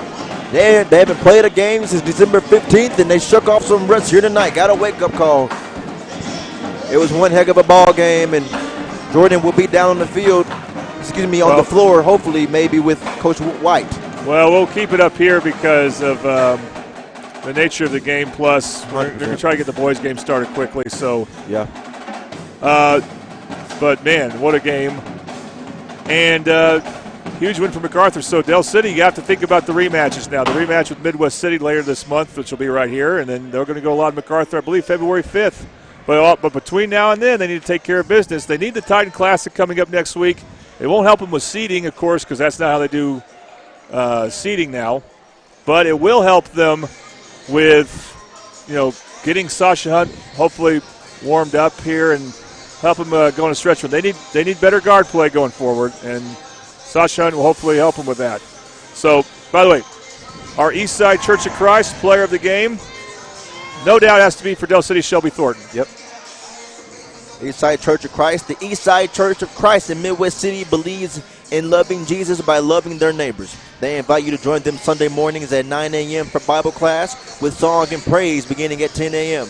If you can't make it Sunday morning, you are invited to study with them at 7 p.m. on Wednesdays. Check out their live and recorded streams on YouTube and find more information on their website at eastsidechurchofchrist.info. The Eastside Church of Christ at 916 South Douglas Boulevard in Midwest City. All right, we'll take a quick break, and we come back. My interview with Coach Lenny Hatches. We look forward to the boys' game.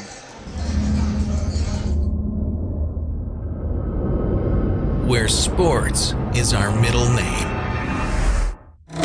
We are the Oklahoma Sports Network. Red Plains Plumbing has been offering reliable commercial and residential services to the OKC metro area for over a decade. From new construction and remodeling to residential repair, they can handle jobs of all sizes. When you need a trusted name in plumbing, it's Red Plains Plumbing. Family owned and operated. Phone 405-769-1922. That's 405-769-1922.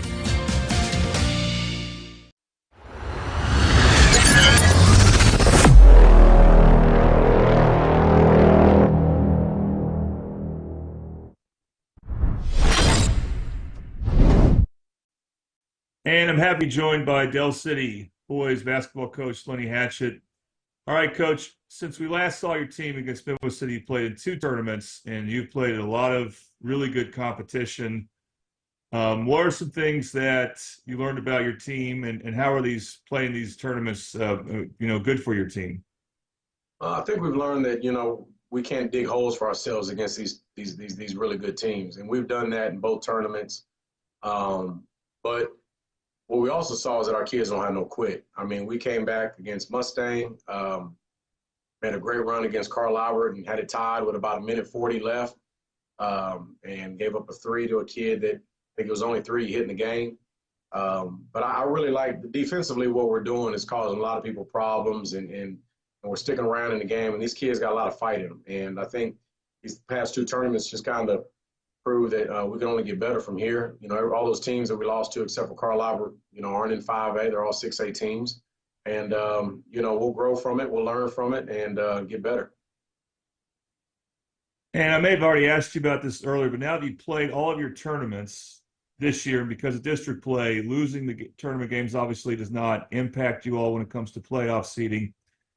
Has that any impact on your approach or your team's approach to these tournaments? Has it changed your feel at all of them? You mean change the feel of districts? No, just changed your approach to them or how you know. No, I mean, I've always, ever since I've been in Dale City, I've always wanted to go to high caliber tournaments and play. I want to play better competition. I don't want to try to beat up on teams that maybe not as skilled, or should I say, lesser talent or whatever. But sometimes we can learn a lot from losing. Now, do we like to win those tournaments? Absolutely. And the McGinnis Classic, I think, is one of the toughest ones that's been going on for so long. We've only won it one time. I think we took 3rd place last year. But it's what I told my guys after the game. I wrote on the board, we got 11 district games left, and our goal is to run the table with these 11 games. And I know we got a couple tough teams that are in that district, but our goal is still try to find a way to win districts and use those games that we lost to build and learn from and to try to find a way to make this run. And it's about the time that we've made our run in the past couple of years when we make it to a state tournament. So what are maybe a couple things you're emphasizing to your team as far as offensively, how to get them to score more? I think a lot of it just came to confidence. A lot of these kids have not been in situations where they've had to actually be the guy, so to say. They got to play off those 8 seniors that we graduated last year. And now that they're in the moment, it's just confidence. It takes some time. A lot of people think that you just throw a lineup out there and these kids just going to pick it up like that. But it takes a little time. And I know we're middle of the season, but I thought at the McGinnis tournament, I think a lot of our kids' confidence went up, and especially with Jaden Johnson. He had 22 against McGinnis, and he was really shooting the ball well against Norman until he got hurt in the third quarter, and he's a huge piece to our game. Jay Sean McAllister and those guys just kind of came from football. Tavon Johnson at 19 against Carl Lowry, that was kind of his come-out game. But so once we start clicking on all cylinders, I really think we're going to have a group that can be just not one guy that the other team's got to figure out, have multiple guys that can score the ball. All right. Well, Macarthur, they're right now the top team in the district record-wise. Part of that's because they played more games than you guys in Midwest City. That'll even out. So we prepare for them now. Obviously, big game, big home game for you guys. What are some important things against the Highlanders? Well, we can't have a hangover from this tournament. Short turnaround. We've got to get ready to prepare for them tomorrow. I think they've been off all break. I don't think they played. So they're going to come in at, playing at a high level and with a lot of energy. And, we're a little banged up, but it's a home game. We haven't been at home since Guyman, the first game of the season. So we're glad to be at home, being able to play. And they're an undefeated team in districts. And this is a huge game for us to try to keep ourselves in position to be at least competing for that 1 seed in districts. Maybe try to avenge that loss against against Midwest City, and also be able to take care of everybody else. And yeah, you did mention something I was going to ask you about. It's a unique contrast for your team. You played 6 games since December 15th. Macarthur's played 0. Yeah. Do you feel like, how do you feel like that can be an advantage to you guys, or who do you think has an advantage in that situation? I don't know. I just think we have to just kind of really focus on what we do. When you only got one day to prepare for them, it's not like it's hard to get any film on them since they haven't played since early December. We'll just have to kind of key in on a couple of their key players. I know his system pretty good, and our guys, if we, kind of like what we did against Norman, a short turnaround against a tough team, we just got to stick to our principles defensively in the half court and make great effort to try to rebound the basketball better and shoot the basketball better. And if we keep taking care of the basketball, we'll be in the game. All right. Looking forward to it, Coach. Thank you. Hey, appreciate it.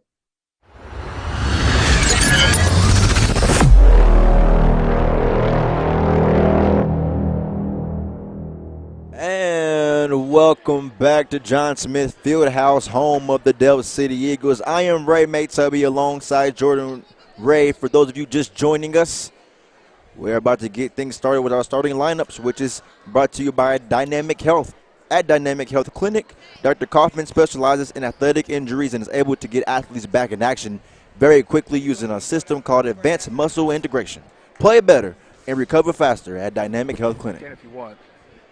And we will wait for Captain John Kelty. Just want to remind people what we got going here.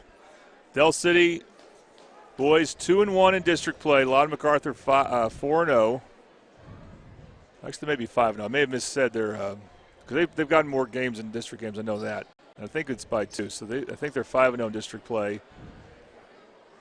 Del City lost to Middle City. This is their chance to 61-59 loss to rival Bombers. First time that they've lost to Midwest City this decade.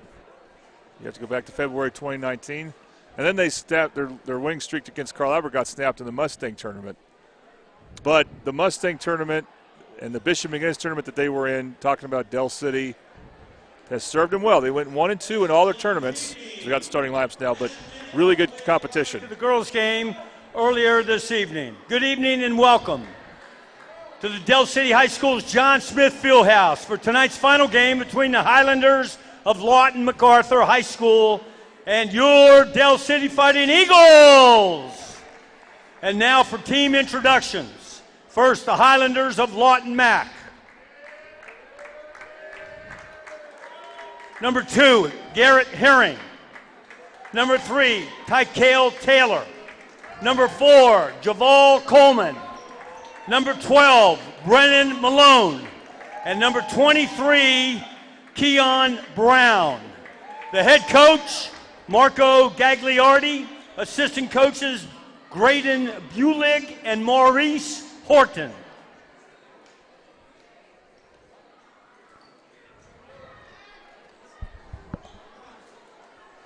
And now,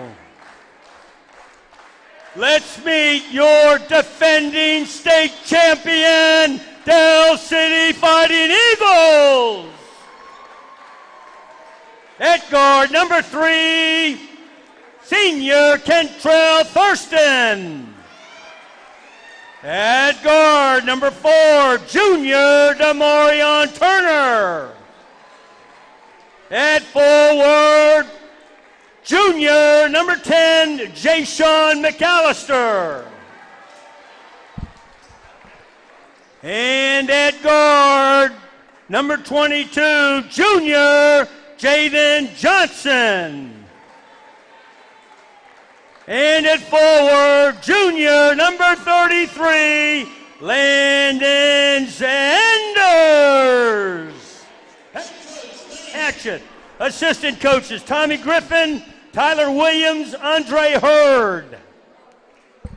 All right, let's take one more look at the starting lineups brought to you by Dynamic Health Clinic. Both teams very similar in size. Del City, of course, not of an experienced team given that they do play some seniors and juniors, but very good guard combination with Kentrell Thurston, who was great against Midwest City on the December 15th, and Demarion Turner. Not in the lineup for him is Deshaun McCarroll, Courtney's older brother, who is available, but he's not 100% as far as feeling well goes. Questionable, as if to where he will, how impactful he'll be tonight. But here we go. The Highlanders win the tip-off. They're moving fast here. Makes a pass here to the corner. Pumps, drives, and it is no good. Rebounded, though, there. The pass down underneath, but the pass back, though. And it's backcourt. Keon Brown. Tell you, Macarthur, their guards are small. We'll see if Del City tries to pressure him. I mean, usually Kentrell Thurston's one of the smaller players on the court, but not in this game. Well, here we go, the pass in now here. Right. And Thurston looks at McAllister in confusion. Well, just Sean McAllister coming from football. Obviously, Del City had a long football season. Oh, they did. And I think he'll be really good on defense right away. I think he has been. Offense is something that he needs to settle into. It might take him a few games. Deshaun McAllister, a long line of McAllisters he comes from. Just very good on the defensive side. Hustle first players. Very entertaining to watch. Here we go. The fast break slows it down, though. Pass here to McAllister. McAllister has the ball knocked out of his hands, and you just said it. Offensively, he needs to figure some things out. That's 2 turnovers on him. Here within 1 minute of the game. See, in football, he forces turnovers. Yes. Outside linebacker for the Eagles. Here we go. Step back.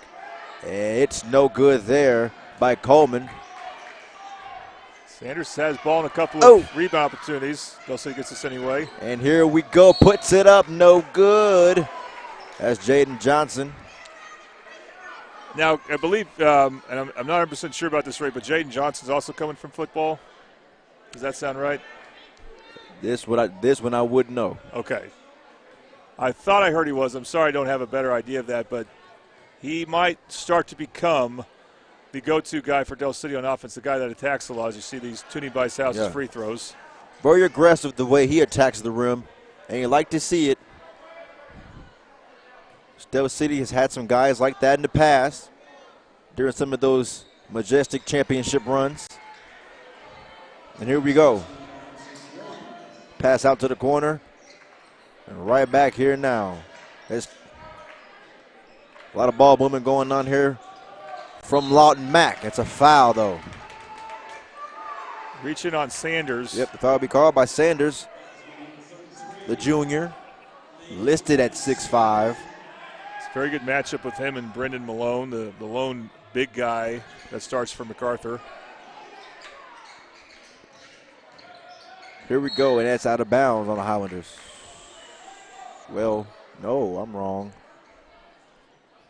We just got started, a minute and a half in. Wouldn't surprise me if this is a bit of a slow start for both teams. But the interesting contrast we talked about in the girls' game, Del City has played 6 games over the holiday break. Good block by Sanders.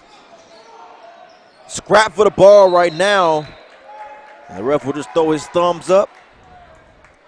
But to finish that thought, Del City played 6 games since their December 15th loss to Midwest City. Macarthur, who also played December 15th, has played 0. So there's a bigger contrast there as far as games played. Will it be rest or rust for Lawton Macarthur? Del City, meanwhile, again, they lost 4 out of those 6, so they have some things they need to clean up. And this is the game you want to do it. This is a more important game than those tournament games. Turner with the pass, and it is rejected right there. That was Malone on the rejection. Now Coleman with the pass. He finds now as Taylor trying to make something shake. Malone now matched up with Johnson. And just good defense by DeMarion Turner. Again, another football player who can play defense. Yes, so he quick is. and moved his feet well. And that, I believe, was 4-on-4 there. DeMarion Turner, a name that was called very often for the Eagles football team, and good to see him here with Coach Hatchett. Here we go now with the pass, trying to figure some things out. And so we got 3-on-3. The Kentrell Thurston getting fouled by Tykel Taylor. And then I think we also had Turner guarding Javale Coleman, number 4 against number 4 on the other end. Highlanders head coach very upset with that one, as he just reiterated that we practiced that all week.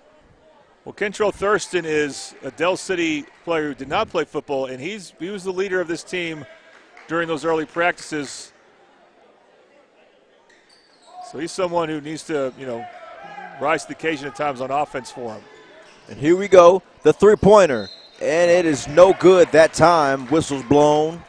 That's no question that McAllister fouled Herring.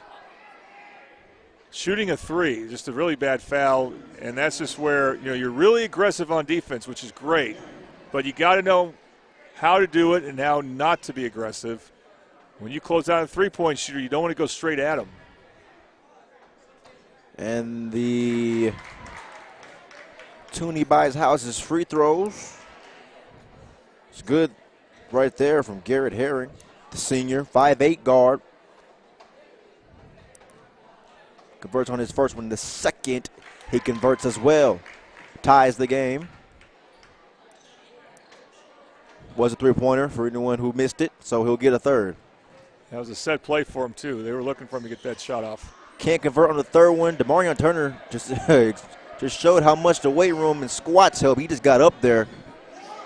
And here we go. Pass down to McAllister. Right back to Turner.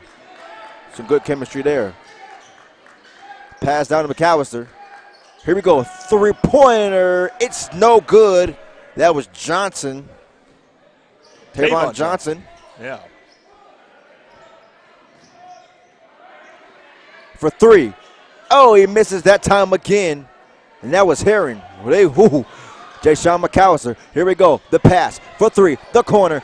It's in and out. It's no good. Rebounded by Johnson. He gets it to McAllister. This time it won't be rejected. He won't be denied. He gets it in for 2. Well, that's Del City basketball. Lawton Macarthur's coach, Gagliari, told me they are always a great offensive rebounding team, even when they're not you don't have big Brandon Garrison. Whoever they got, Yep. they scramble on the offensive glass really well. Brandon Garrison at Foul Oklahoma problem. State. By the way, were you at his game, Ray, the one Saturday against Baylor? I didn't see. No, I didn't see it in person, but I did watch it on TV. So luckily, I was able to witness him. What do a that. game he had. I'd love to have him on through Skype or something like that. Yep. Except he's playing tonight. They're playing at Texas Tech. Yep, playing Texas Tech right now. Just finished up halftime. And here we go. Matched up with Herring. Pulls up for two. It's no good. Tries to tips it in. He does. What a beautiful play by Deshaun McCarroll, who is battling an illness right now. And he comes in very effective to start it out. What a tap that was. And the ball rolls down the arm. Thurston, Nice. who puts it in. What a beautiful play by the senior guard, Kentrell Thurston. What a way to basically swing the defender past him. And by the way, that was a heck of a box out by McCarroll that led to the loose ball that got to that turnover. So Del City starting to get some comfort here. Herring matched up with Jaden Johnson and Legal whistle screen. blown. Yep. Wasn't legal screen. Some movement going on. 8-2 your score. Eagles lead. And while you won't shoot free throws off an illegal screen, if that puts you over the limit, it does count as a team foul. So MacArthur now with 3 fouls this quarter. So Del City's 2 away from the bonus. Del City, though, has to be careful on defense. The next foul they commit will be free throws for Lawton MacArthur. So they got 4. Here we go, 8-2 your score. Devarion Turner. Now. Matched up 1-on-1. Trying to find somewhere to go. He finds Jaden Johnson. Here we go, and he puts it up, and that's McCarroll again, but he can't get it up. That's good ball movement. So Del City's starting to get in a rhythm offensively. Good job by McCarroll to move without the ball. So, again, not in the starting lineup, but he has been really good since he came in. Yep. Amadre Sanders and Deshaun McCarroll are in the game now for the Eagles. McCarroll puts it up for his first one of the Tooney Buys Houses free throws. Tooney Buys Houses, we buy and renovate homes. We also lease and own finance homes throughout the state of Oklahoma. Reach them at 405-353-9682. A lot of subs for Lawton MacArthur. They need to get something going on offense here. Strong pass right out there. He's trapped. It's intercepted by McCarroll. Again, battling an illness supposedly, and here we go. Well, you know what? For Lawton MacArthur, it's tough when you bring in players off the bench to go against the press. Keon Brown just did not make a good play because he picked up his dribble after he passed the timeline, making it very easy to trap. And that's what led to that turnover there. McCarroll now passes it down to Johnson. And they're going to, yep, there's going to be an offensive foul on Tavon Johnson, the junior. Good job by Adam Austin. Drawing that. No, excuse me, that wasn't him. That was a different player. Here we go to pass in now. No, it was Adam Austin who drew that charge. To Coleman, who's matched up one-on-one with Jaden Johnson. And see, now you want to know when you're over the in the penalty situation, just want to be careful with that. You're sitting Lawton MacArthur, who's struggled on offense to the free throw line because of a foul on the floor.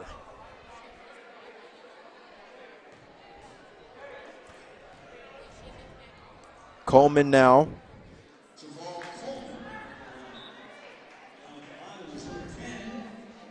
His Tooney Buys Houses free throws. Trying to get his boys on the board with more points. They've had 2 points since the start of the game. We're down to 2 minutes 58 seconds, and there is some more points for the Highlanders. Here we go, 10-3 your score. Eagles lead by 7. Devarion Turner now trying to find somewhere to go. He finds Tavon Johnson, who got double. Jaden Johnson now drives, as you mentioned. Nice move. He used a Lawton MacArthur defender as a screener.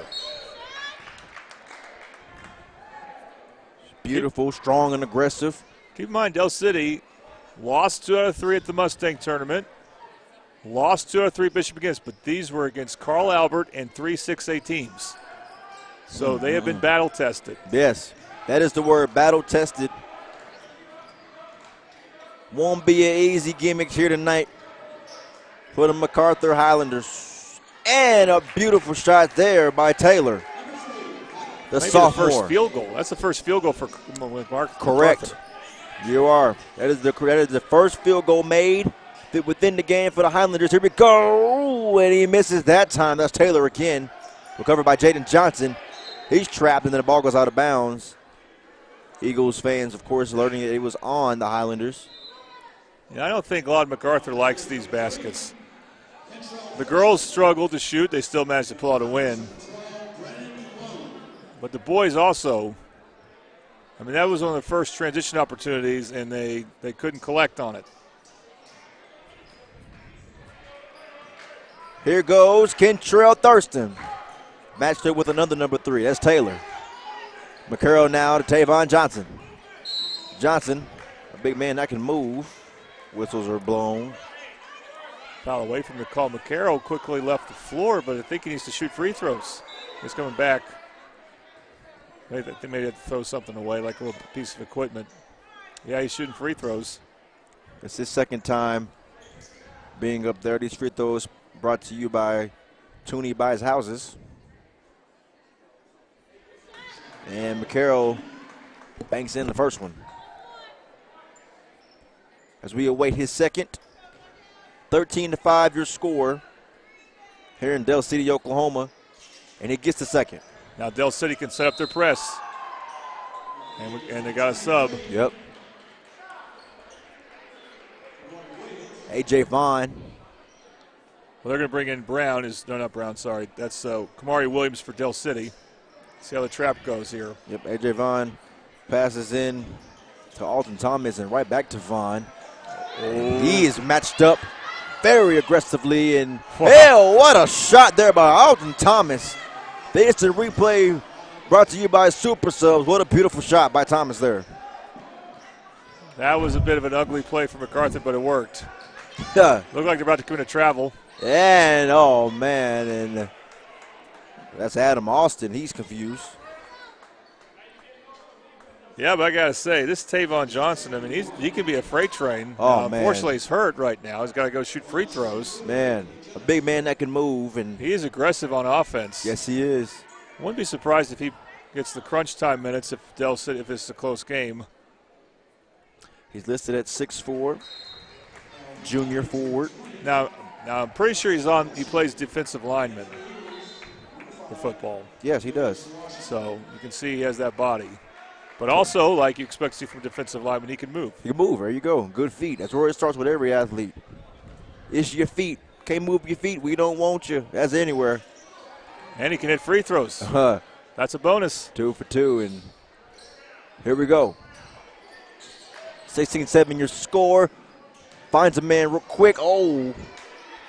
Would have been a beautiful play. I can't believe Malone did that. This is not the team you want to try behind-the-back passes against. Especially with a lead and a deficit is quite like this one. Kentrell Thurston will slow it down, take matters into his own hands as he's matched up one-on-one with Josh Rushing for the Highlanders. Here we go. Thurston getting his last seconds instructions from. You have a minute to go when you get the ball, and you're like, let's go and hold for a last shot. Yep. Here we go. Thurston finds a man. Goes to Kamari Williams, back to Thurston. Alerts Williams. 30 seconds. He gives the ball now to Darius Washington, to Williams, to Johnson, to Thurston. Right back to Kamari. Pass right back. 14 seconds to play here in the first. Here we go. Going to take it 4-3, and it's no good. Too strong off the rim. That was Darius Johnson, the senior guard / forward, listed at 5'11". MacArthur will bring in their shooter, Herring. And they need to really try to create something here with these 5 seconds. It's been a tough quarter for them. Try to get something. They need to go. as you just mentioned, here we go. 2-1, and he doesn't get it off in time, I don't think. He misses the shot anyway, and that'll conclude our first quarter. It's been all Del City in this one. You're watching Mid-Del Basketball on the Oklahoma Sports Network. Where sports is our middle name. We are the Oklahoma Sports Network. Have you ever seen an insurance commercial and ask yourself, are they really telling me the truth? Well, guess what? They're not. Somebody runs a red light, and you think all of a sudden their insurance company's going to be all neighborly about it? Insurance companies aren't in the business of saving you money. They're in the business of keeping your money. So remember, save our number in your phone so when tragedy strikes, Call Rob and Will.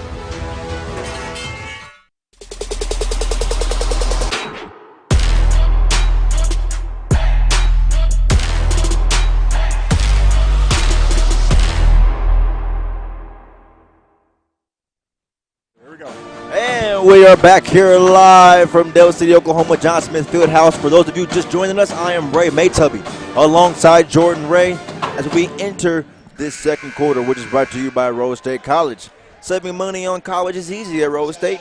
Concurrent enrollment allows students to earn up to 27 tuition-free hours of college credit while still in high school. Apply today, ladies and gentlemen, at rose.edu/concurrent. Here we go. The Highlanders started out.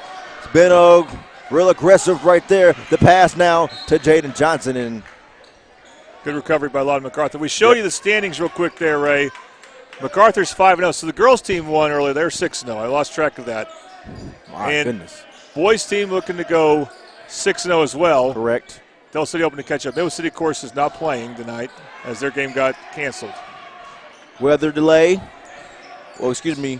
Weather cancellation. Yeah, weather cancellation, yeah. We'll see if they reschedule at some point against Guyman. Opening up of this second quarter.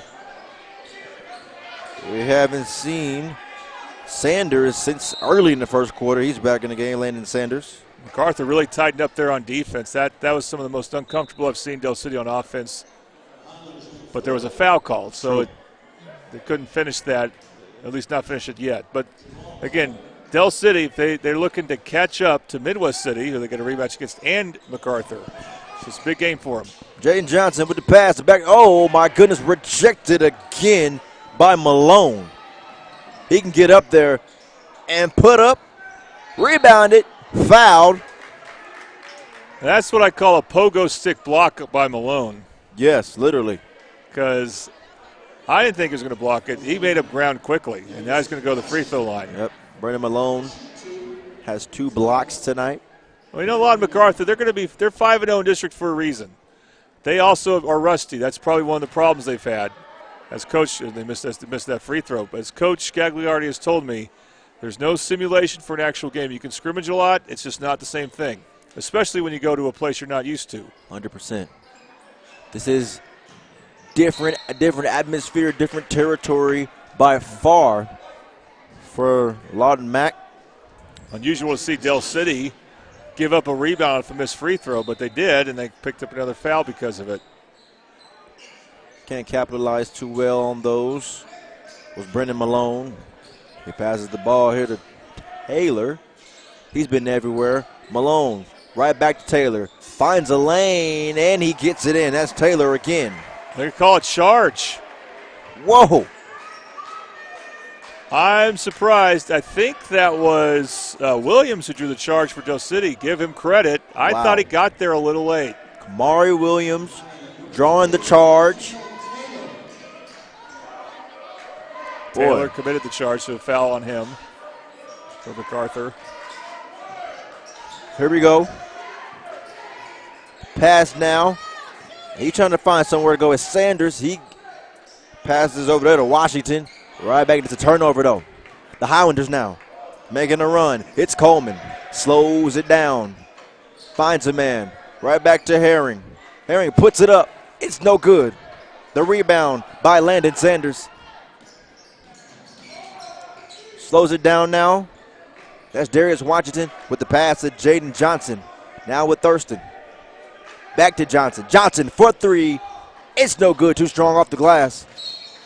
Foul called. Del City's cooled off a bit offensively, and Macarthur has not been able to take advantage. They got to the free throw line. They missed two.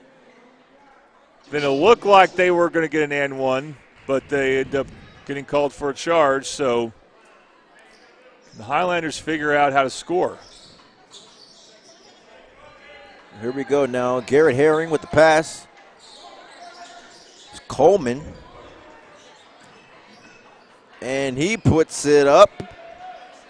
No good. A lot of things happening here. Great hustle by Garrett Herring, just trying to make something happen for his team.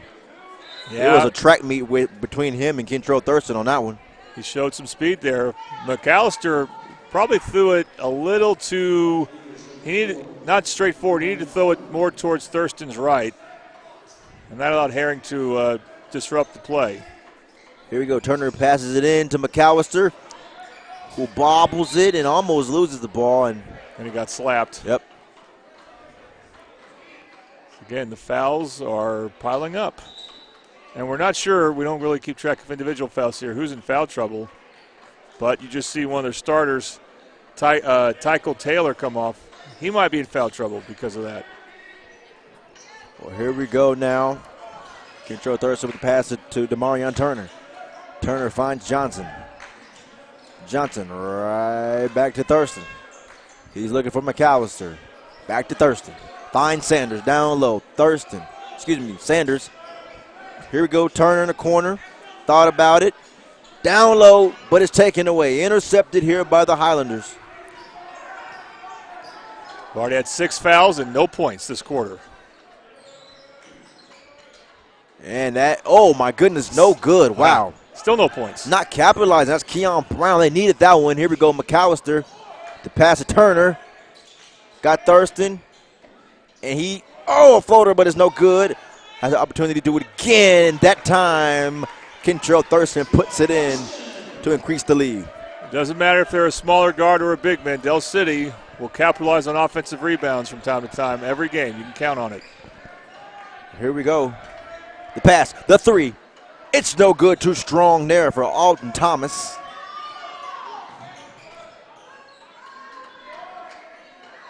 McAllister. Whoa. Hey, shocked everybody, didn't he, on that one? You know, Jamari would never do that, right?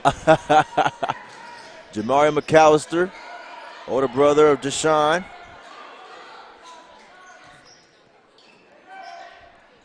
Here we go. Puts it up. It's good. Brandon Malone. Very much needed there. Very needed. One of the few jump shots, maybe the only jump shot MacArthur's made. And they're just maybe that will start to get them going. They're just not comfortable on offense right now. The corner three. It's good. He puts it in. That's Demarion Turner for his Bobby Lewis Insurance three-pointer. And we have a timeout. 30 seconds, so we'll keep it here. So let's show the standings, Matt, one more time here after we get that Super Subs instant replay. After that Bobby Lewis 3, surprisingly great rates. Bobby Lewis Insurance, 2 locations to serve you, Choctaw and Del City. All right, so again, MacArthur, that's the district record you want to pay attention to. That determines playoff seeding. Right now it's MacArthur 5-0, Midwest City 4-0, Del City 2-1. The only 3 teams with winning records in district. So it's looking like, and it's the same way the girls' side, a 3-headed battle for 2 spots to get home court in the first weekend, the regionals. Top 2 teams get that. Del City lost to Midwest City, but they have a chance to, let's say, control their own destiny if they can win this game, because even though MacArthur has more wins still, Del City has a chance to even that count. So, again, just a huge game of district play, and we've seen these teams match up. Del City, MacArthur, Midwest City. We'll see Midwest City and MacArthur play the next. So we've got a leg of these teams playing each other the first time through on the Oklahoma Sports Network. Well, gets the ball here to Herring. Herring trying to find something. Del City successful with the trap. Defensively, Herring matched up with Demarion Turner. Interesting matchup right here, I'll tell you. McAllister trying to make something happen. Goes through the legs of Thurston. The three-pointer, it's no good. My goodness, Demarion Turner got some hops. And he puts it in. That's Coleman. Good vision by Malone. Here we go, Turner with the pass up to McAllister, but right back. Cantrell thought about it. Right back to Thurston. Down to Sanders. Right back to third. Oh, it's no good by Cantrell Thurston. Good ball movement. It was, very much so. Whoa, how did he get that pass down, but ended up. I was not called for a travel, but then he gets the foul, so it turned out to be worse for him. Yeah. 10-point ball game, your score. Eagles lead, 21-11. That being Keon Brown for Macarthur. Keon Brown with some. So now Del City will. Issues. Well, no, they bring Quinn Edwards in. Okay. So I got confused to who was coming in. So they're going with their third big man here. And he was in the rotation for him last year at times, especially when Brandon Garrison was hurt. Here we go, another three-pointer from Johnson. Too strong off the glass once more. Rebounded, though, by McAllister. Thurston steps back. Three. It's no good. Too strong off the glass once more. Here we go. McCarroll. Save. Johnson. McCarroll. Back to Turner, who gives it to Thurston, who may or may not want to take another three right now. Well, it was 24 McCarroll, or is it Quentin Edwards? 24. That is. Oh. I think that's Edwards, but That's it looks Edwards. like You're right. McCarroll, That's Quentin Edwards. And that set up that Bobby Lewis three that was made there by Jaden Johnson. Wow. Just a clinic on offensive rebounding by Del City. Thinks about it. Goes down low. Has a shot. He takes it. Heavily contested there at the end. No good, though. The pass down to Jaden Johnson. Johnson, pass down. Oh, it goes in. But I tell you, Malone was set for quite a while. Yep. And Johnson still bowled him over. That's how you hope for mistakes like that on offense for Del City, because if they get a shot off, again, they find a way to get those offensive rebounds. That's how they got their last three.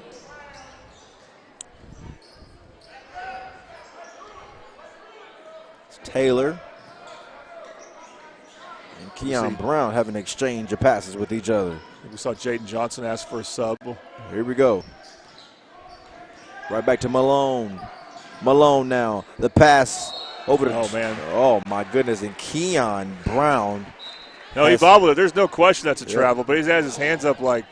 He was confused. He's had 3 times I can remember here in the first half where his name has been called for wrong reasons. You know, it just goes to show you're 5-0 district play for a lot of Macarthur, but they have not played a team that will speed you up like Del City. Nope. And you say that every time we call a game for the opposing team. You usually always say that. And it remains true for the most part. Again, some of it you can chalk up to not playing since December 15th. But also it's just the type of opponent you haven't seen before. Yep. And as you mentioned, scrimmaging, all that, nothing can relate and compare it to actual real-life competition. That's a shot, a three-point taken there. That was missed there by Madre Sanders. Taylor now matched up with Sanders. Loves Sanders' effort. The screen is set. Set hard by Malone. Sanders winds up on the ground. He's up. Call a jump ball. Del City ball. Thing is, these guys are hard to shake. These defensive players will not give you an inch. And who's going to create for a lot of Macarthur? I think they should try to work the ball through Malone more. But that's easier said than done, especially if Del City knows that's what you want to do. 100%. Right back to Sanders and Madre, and Demarion Turner having an exchange of passes. Yeah, and he saves it there for being a backcourt violation. And ref is going to call it. Call it on Coleman. And that's going to be free throws. I mean, that's the thing. You want to play Del City's game sometimes and try to force steals. And, you know, if you're not used to it, if you're over-aggressive,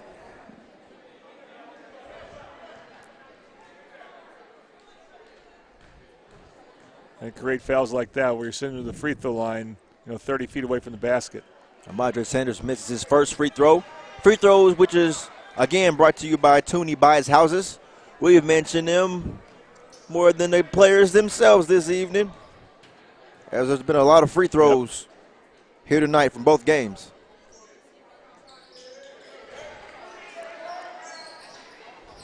And the Highlanders have 13 seconds to make something shake before the half, and clock will stop again at 12 seconds. A whistle's blown. And see, that's a good play by Macarthur if you're playing defensive back. Yeah. Almost a good play in basketball, but there was just too much contact, so 2 free throws from Malone. That could have been a turnover in a basket. That would have been a real backbreaker for Macarthur, but no, I'm not saying it's a bad call. It's been fun to watch the McAllisters, from Jalen to Jamari to Jamarion. Has been so many players. Now they have a fifth one, don't they? Who's a younger sister. Yeah, I don't know if she's a baller or not, but it's been fun to continuously call these games and see them just they always have bloodline. They always have a Macarthur. And they're always. On the boys' side, not just the girls' side. They had Jalen, I know, on the girls' side. Yeah. It's just always so fascinating and fun to watch. Always strong, tough, entertaining. Oh, rejected against a third time by guess who? That's Malone, but then that'll conclude the first half. 25-13 your score. Dell City leads it. We're going to go to break. It's halftime. Ladies and gentlemen, you are watching Mid-Dub Basketball on the Oklahoma Sports Network.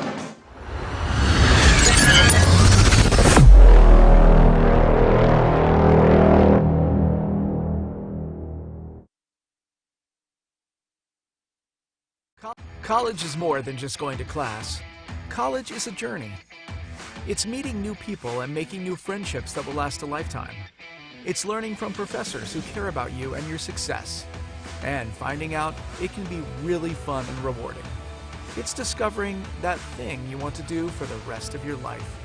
Cameron University is all about helping you grow and succeed, because your success is our success.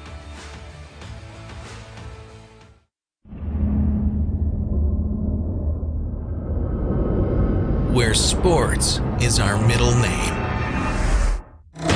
We are the Oklahoma Sports Network.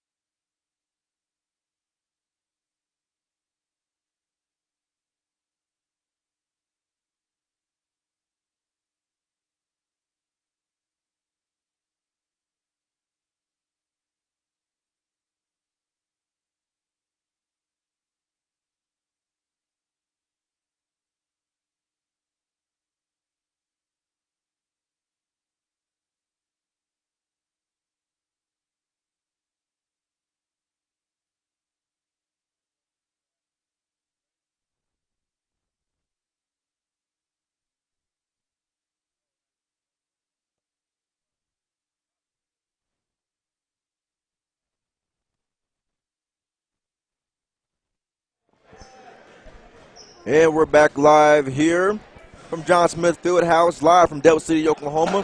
I am Ray Maytubby alongside Jordan Ray.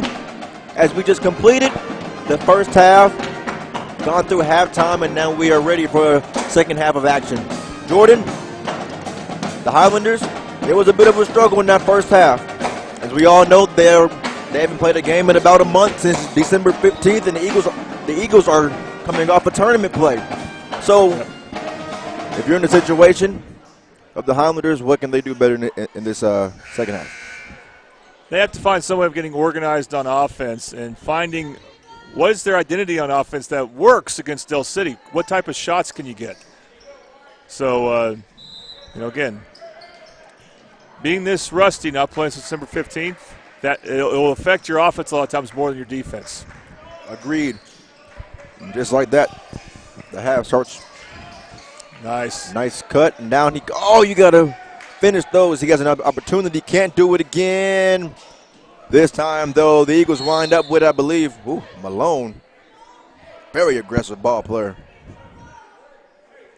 As he's made his presence felt tonight. They're calling for a reach and missed to Taylor an open layup. I mean, that's just a snake-bitten team right now on offense for Macarthur. Now, their girls' team was in a similar situation. They started to figure it out by getting out in transition. Correct. But I don't know if a lot of Macarthur boys could do that against these Del City boys. Turner with the pass now to Thurton. And the shot's put up by McCarroll. Interesting. McCarroll's in the game, so he didn't start the first half, but he started the second half. Correct. He also didn't play much in the second quarter. That's Malone beautifully.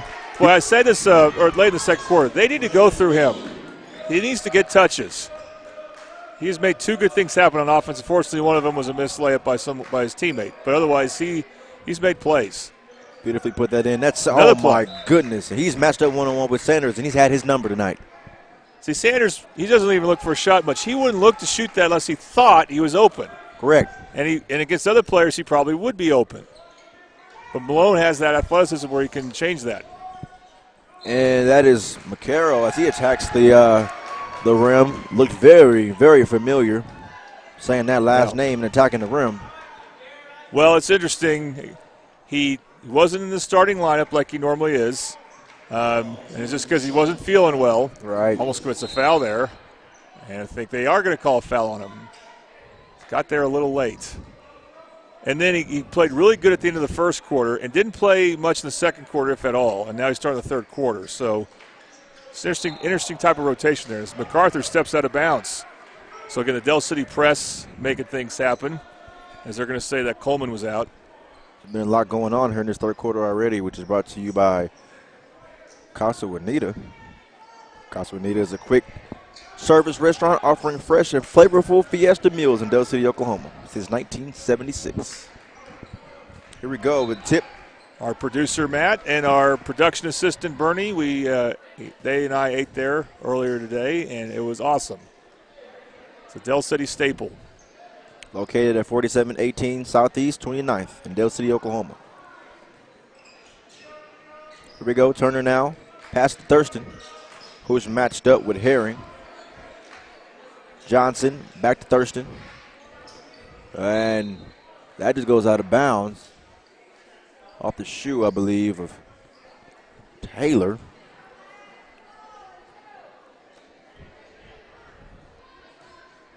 Passing down to Thurston. Thurston with the pump. Back to Turner.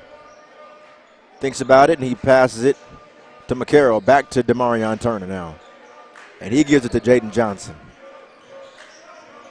And Johnson, he gives it to McCarroll again. And he gives it back to Johnson. Ball movement. The D-up chance. Sounds like basketball to me.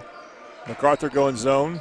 You can be really patient against him. Nice pass by Sanders. McCarroll puts it up, but it's no good. Rolls right off the rim. The bounce pass here to Taylor. He's matched up with Sanders. Good job by Sanders there as Taylor tried to turn him. Or I'm sorry, that is Taylor, by going baseline, and Sanders had none of it. He just cut him off. That was a really good defensive play by a big man against a guard on the perimeter. The bounce pass here to Demarion Turner. Ooh, the corner shot Almost got taken there by McCarroll.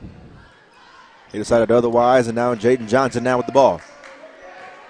He's looking to go with it, to see where he can go with it. And I don't know if he initially wanted to pass to McCarroll and then changed his mind, but he definitely palmed that ball. And he was confused there, questioning the ref. We've had some more ugly offense to start the half, like we did in the first half. But Del City does not mind that. That's how they often win. Pass here to Keon Brown. Brown thinks about it. The corner, pulls up, 2, and it is good. Beautiful. That's Taylor again. Said his name a lot in the first half.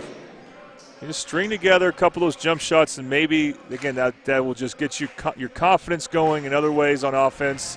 You're just getting more comfortable. Macarthur, for the most part, has not been comfortable here in Del City. And again, off the mark, too strong off the glass. Kentrell Thurston from the 3. Hasn't been able to convert on those. I believe he could be 0 for 3, 0 for 4 from 3. And Herring will shoot his, and won't matter. Got to practice shot up. Yep. Del City will make the first sub of this quarter. And it's Macarthur. So he didn't start. I didn't really notice who was out for being replaced by McCarroll, but it's Macarthur. Here we go now.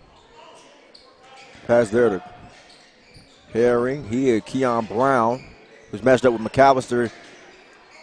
Here we go. I believe that's Taylor again. I think he knew that wasn't going to go in. He rushed to go make that a rebound. Jaden Johnson now. It's a good fill there by Johnson. And when I say fill, filling in on defense, taking away a passing lane. Turner. Sanders down low, and he gets his first points of the game. Believe. Yep. That's why you like putting guards in on the high post. Keep the big men down low, and you can get some high-low action. And it's going to be a foul on Turner. Yep. Darion Turner, impressive athlete, junior. Now it shows you the depth Del City has is that they're bringing in Tavon Johnson, who didn't play in the second quarter, but I liked how he played in the first quarter. And it's no good. They got to, boy is the word. They can't seem to capitalize. This would be a much different ball game, ladies and gentlemen, if they could just capitalize on those easy field goals that they're giving up, not laying in. Yeah, that wasn't a super easy uncontested shot, but still one if you're a lot of McCarthy you expect to make. 27-17 your score with 3:40 to play here in the third. Herring and Taylor have an opportunity. Beautiful. Good job by Taylor. Yep. He poked that away, and, he's gotten Coach Hatchett's attention here. 100%. Timeout called. That's a full timeout, so we'll take a break with them. You're watching Mid-Dub Basketball on the Oklahoma One Sports Network.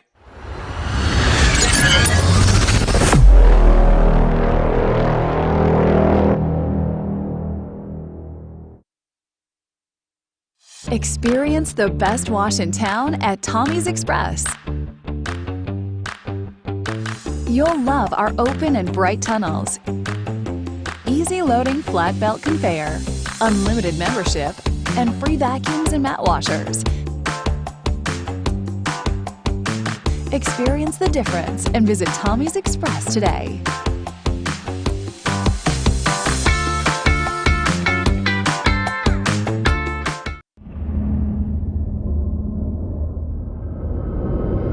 Where sports is our middle name. We are the Oklahoma Sports Network. And we're back live here from John Smith Fieldhouse, home of the Del City Eagles. For those of you just joining us, I am Ray Mates-Hubby alongside Jordan Ray. 27-19 your score here in the third quarter. 3:32 to play as the Eagles lead over the Highlanders. MacArthur making a bit of a run, and now going to a full court press. Not something expected to see, but you might as well try it. Here we go. Johnson with the pass. Thurston goes down. Tavon Johnson. It's intercepted, taken away here. Taylor now trying to split the defenders. Puts it up. No good. Johnson on the rebound. Step out. Yep. Nope. Or maybe it was hit out of bounds. It's not a foul. You know, we're seeing Tykel Taylor. He's a player. He's very active on defense. Very. But see him everywhere. Yeah, he just has trouble finishing like a lot of the Highlanders do at the moment. Pass here to McAllister. Sean McAllister. Pass here to Thurston. McAllister, will he take the shot? He will. Too strong. You could see it. Johnson puts it up, though, and that is good. Tavon Johnson for 2. Yeah, just pass the ball around until you get a shot off, and if you miss it, hey, you got offensive rebounders. Here we go. Hands put up.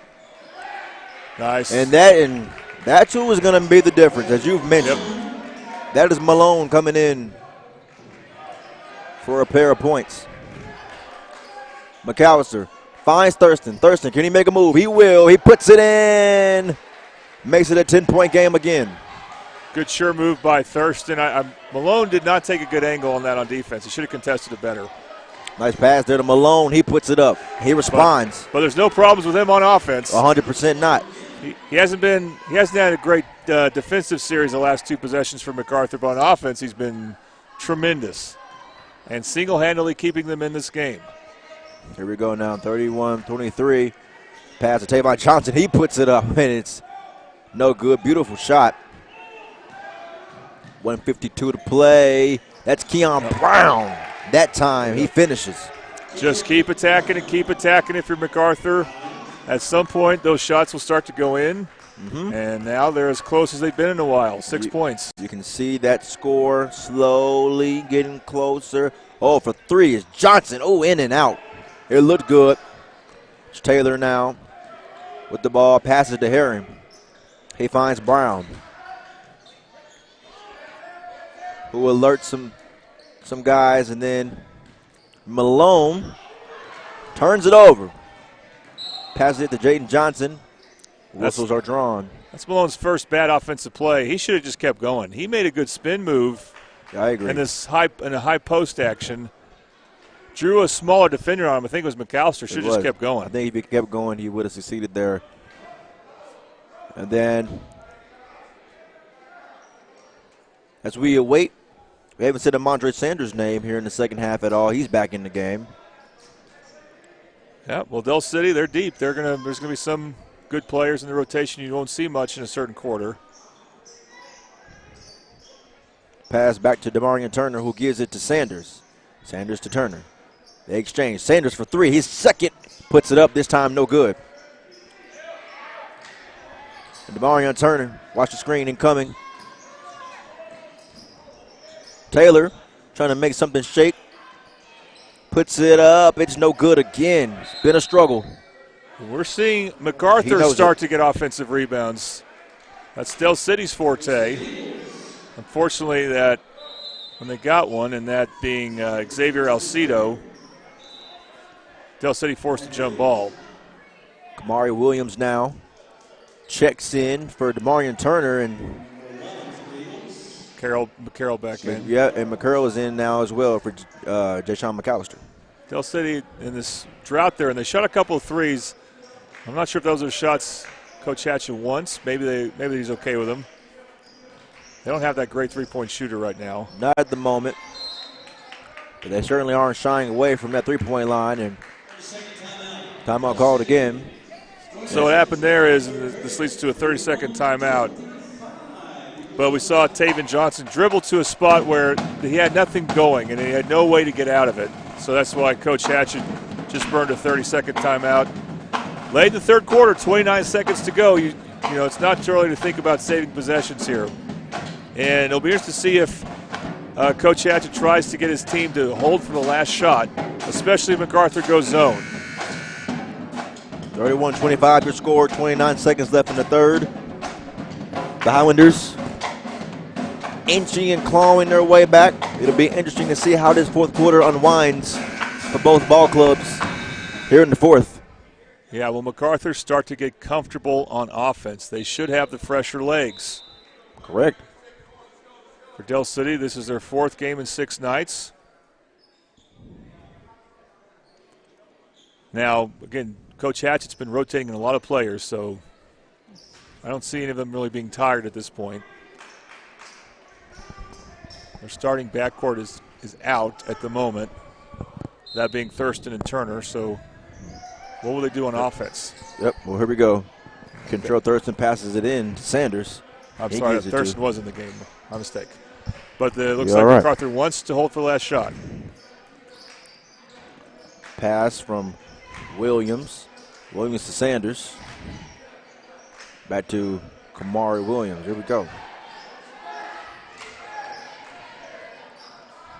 My goodness. And that is put in late in, and that'll conclude the third quarter. And when we come back, 33-25, Eagles lead. We're going to the fourth. You're watching Mid-Dub Basketball on the Oklahoma Sports Network.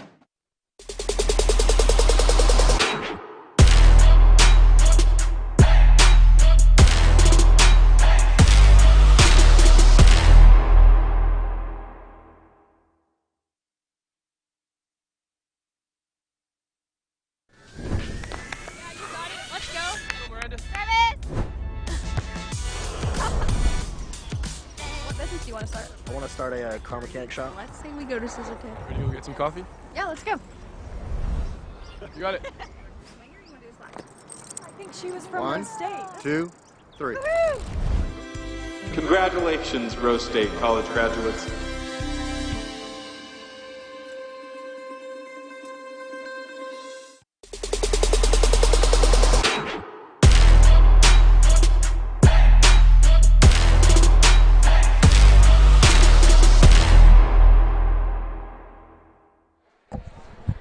And we're back live here in Delta City, Oklahoma. Ray Maytubby and Jordan Ray as we enter this fourth quarter, which is brought to you by Buffalo Wild Wings. Come to Buffalo Wild Wings to support your favorite Middale Winter Sports team. Download the team card on your phone, show your waiter, and your team will get 10% of the proceeds.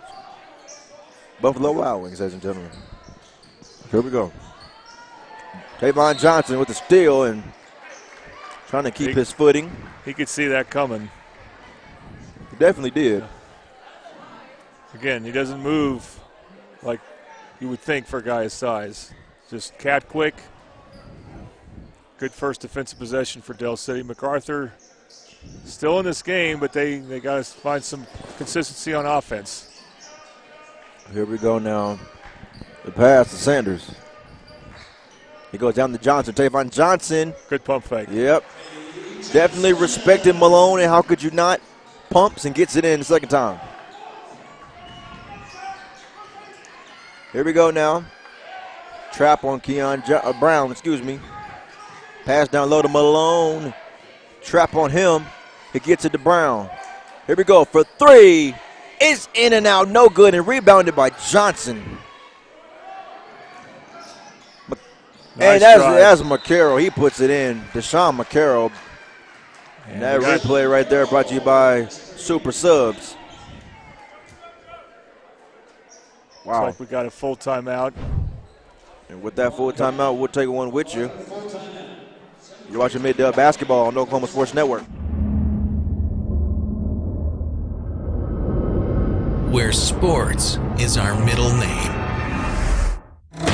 We are the Oklahoma Sports Network.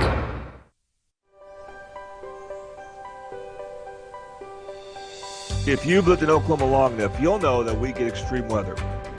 With that extreme weather comes hail damage to your roof and an insurance claim. When that happens, there's not a better company to deal with on your insurance claim than Cantrell Roofing and Construction. Since 1987, Cantrell Roofing and Construction has proven to be the best in the business, and always remember, got hail? Call Cantrell. Call them at 405-642-8558.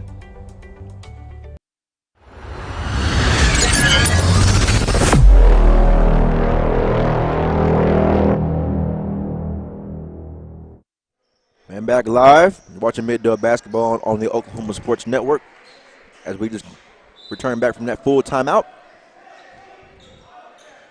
Keon Brown now for Lawton Mack with the pass over there to Josh Rushing, and now Malone has it. He pulls up for two. It is beautiful. It's good. Very much needed there. Makes it a 10-point game once more. Such a skilled player on offense. He's done a lot of different things well on the offensive end. Yeah, it was fun to watch him play. Pass down here to Johnson. Wow. Not going to count it. Yep, not going to count. Correct. But we've seen Del City do this against the Macarthur zone. Just put a guard in the high post, have a big man. It's been Sanders before, but now Tavon Johnson camp out in the basket, and they're getting open. Here we go, Tavon. Uh-oh. And let's see what that was. Well, it's a foul away from the ball. Fouls are racking up for Macarthur here. Mm-hmm. And all coach can do is stand here with his arms crossed as he watches all this unfold here for his ball club. Macarthur got within 6, and then Del City has gone on a run to go back up 12 at one point. Now it's 10. Correct. Here we go. That's Kamari Williams with the pass. Oh, my goodness. And just the presence of Malone there. Can he grab it? Ooh. Here. Oh, and almost a spectacular. Woo! And a lot going on right there. But another foul, Macarthur. That was 4. Wow. Ran straight into him. That was a nice try by Malone, but you probably want to gather yourself, try to give yourself more time. Instead, there's a foul on Josh Rushing, and they haven't updated yet, but it should be 14 fouls on Macarthur. It had been 3, and then they commit that foul. I'm surprised the scoreboard hasn't changed. Here we go, 37-27 your score. McCarroll with a nice pass down low. Finds a man. It's Sanders for 3. He puts it in again. Amadre Sanders for his Bobby Lewis three-pointer. Bobby Lewis, surprisingly great rates at 2 locations if you're in Del City. He's got a location there. You can call him at 405-670-3665. If you're over farther east in this area, he has an office at Choctaw, 405-281-6700. That increases the score, obviously. It makes it 40-27. Eagles lead. Interesting, Ray. Macarthur, boys and girls, so we're in the 4th quarter, not made a single 3 this night. Correct. Wow. And the Highlanders, the boys have taken some shots. They've taken some threes, but they've missed a lot of layups that were expected to go in. Yeah, they haven't been able to get Herring open very much. Correct. Yeah, that's true. They started off with him early in the game. Yep. Trying to get those 3 points, but couldn't find a rhythm, and they've gone away from it, and here we go. Boy, that's McCarroll just forced that miss. Turner. Really good contest. A long pass across the court to Sanders. Sanders, who I just love watching play. Marion Turner. Matched up one-on-one with Taylor. Nice matchup right here. This is fun. Pass to Williams. Oh, my goodness. Ran right into him. Shoulder into chest. Well, Malone had to try. You can't just let Del City keep dribbling around now when you're up 13. So it's not a bad there. But unfortunately, because of some other plays, this is already going to be free throws for Del City. Kamari Williams at the free-point line. I mean, earlier I said I don't think Lawton Macarthur wanted to ever have to press or trap Del City because they feel like that's their brand, Del City's brand, so they'll be comfortable with it. But that's what Coach Gargilardi told me. But now they may have to start trying to trap more. These free throws brought to you by Tooney Buys Houses. Misses on the second. Stop. And here we are. Highlanders just trying to get something going. Can't convert on these shots. It's hurting them. It's affecting them. As time is getting further and further away from them. McAllister with the pass down to Johnson. Finds Sanders, who's already made 2 threes tonight. Kamari Williams now. The weekend. Here we go again. It's Sanders from the corner. Somebody say his name. Kamari. Excuse me. That is Amadre Sanders. That might be a dagger. I don't think it's too early to say that. He's been everywhere. And you are 100% correct. They have not gave Herring any opportunities to make open shots. Boy, that was an open shot, and now it's going to be more free throws for Del City. My goodness. And you're That's right. Adam Austin on the miss. It's just been a rough night for Lawd Macarthur. Certainly been a rough go, a one to forget. Yeah. The difference in the girls' game, the boys, the Del City girls missing some of their guards, just couldn't handle the pressure from Macarthur, and that's how Macarthur got back in the game, in the girls' game. But in the boys' game, that's not going to be a problem for Del City. They have their guards. They are more guard heavy. So Macarthur hasn't been able to do anything there. And three-point line, it's been a huge advantage for Del City. And Macarthur, you know, they can't get anything going inside or out. Some more Toonie Bice House's free throws. And it's good. The first one from Jaden Johnson, the junior guard, 5'10". Now, I was told that Midwest City's new head coach for the boys' side, Tori Noel, was here. Makes total sense since their game got canceled. Yeah. Might as well make a – because you're going to scout not Del City, correct, but Lawd Macarthur. That's right. The next opponent for Midwest City. And that's what day is that? That's Friday. Yeah, all right, this coming Friday. And Coach Noel might be a little disappointed that Lawd Macarthur's not playing very well because, you know, you could see them playing a lot better on their home court in the 3 days. And here we go. Jaden Johnson puts it in. Just fast. And making this a 21-point game now. It's getting further and further out of hand. Yep, there's Malone boys going in to the black. free throw line. He's played so well and just hasn't gotten help. So we know Lawd Macarthur's next game. We appreciate all the Macarthur people watching. What about Del City?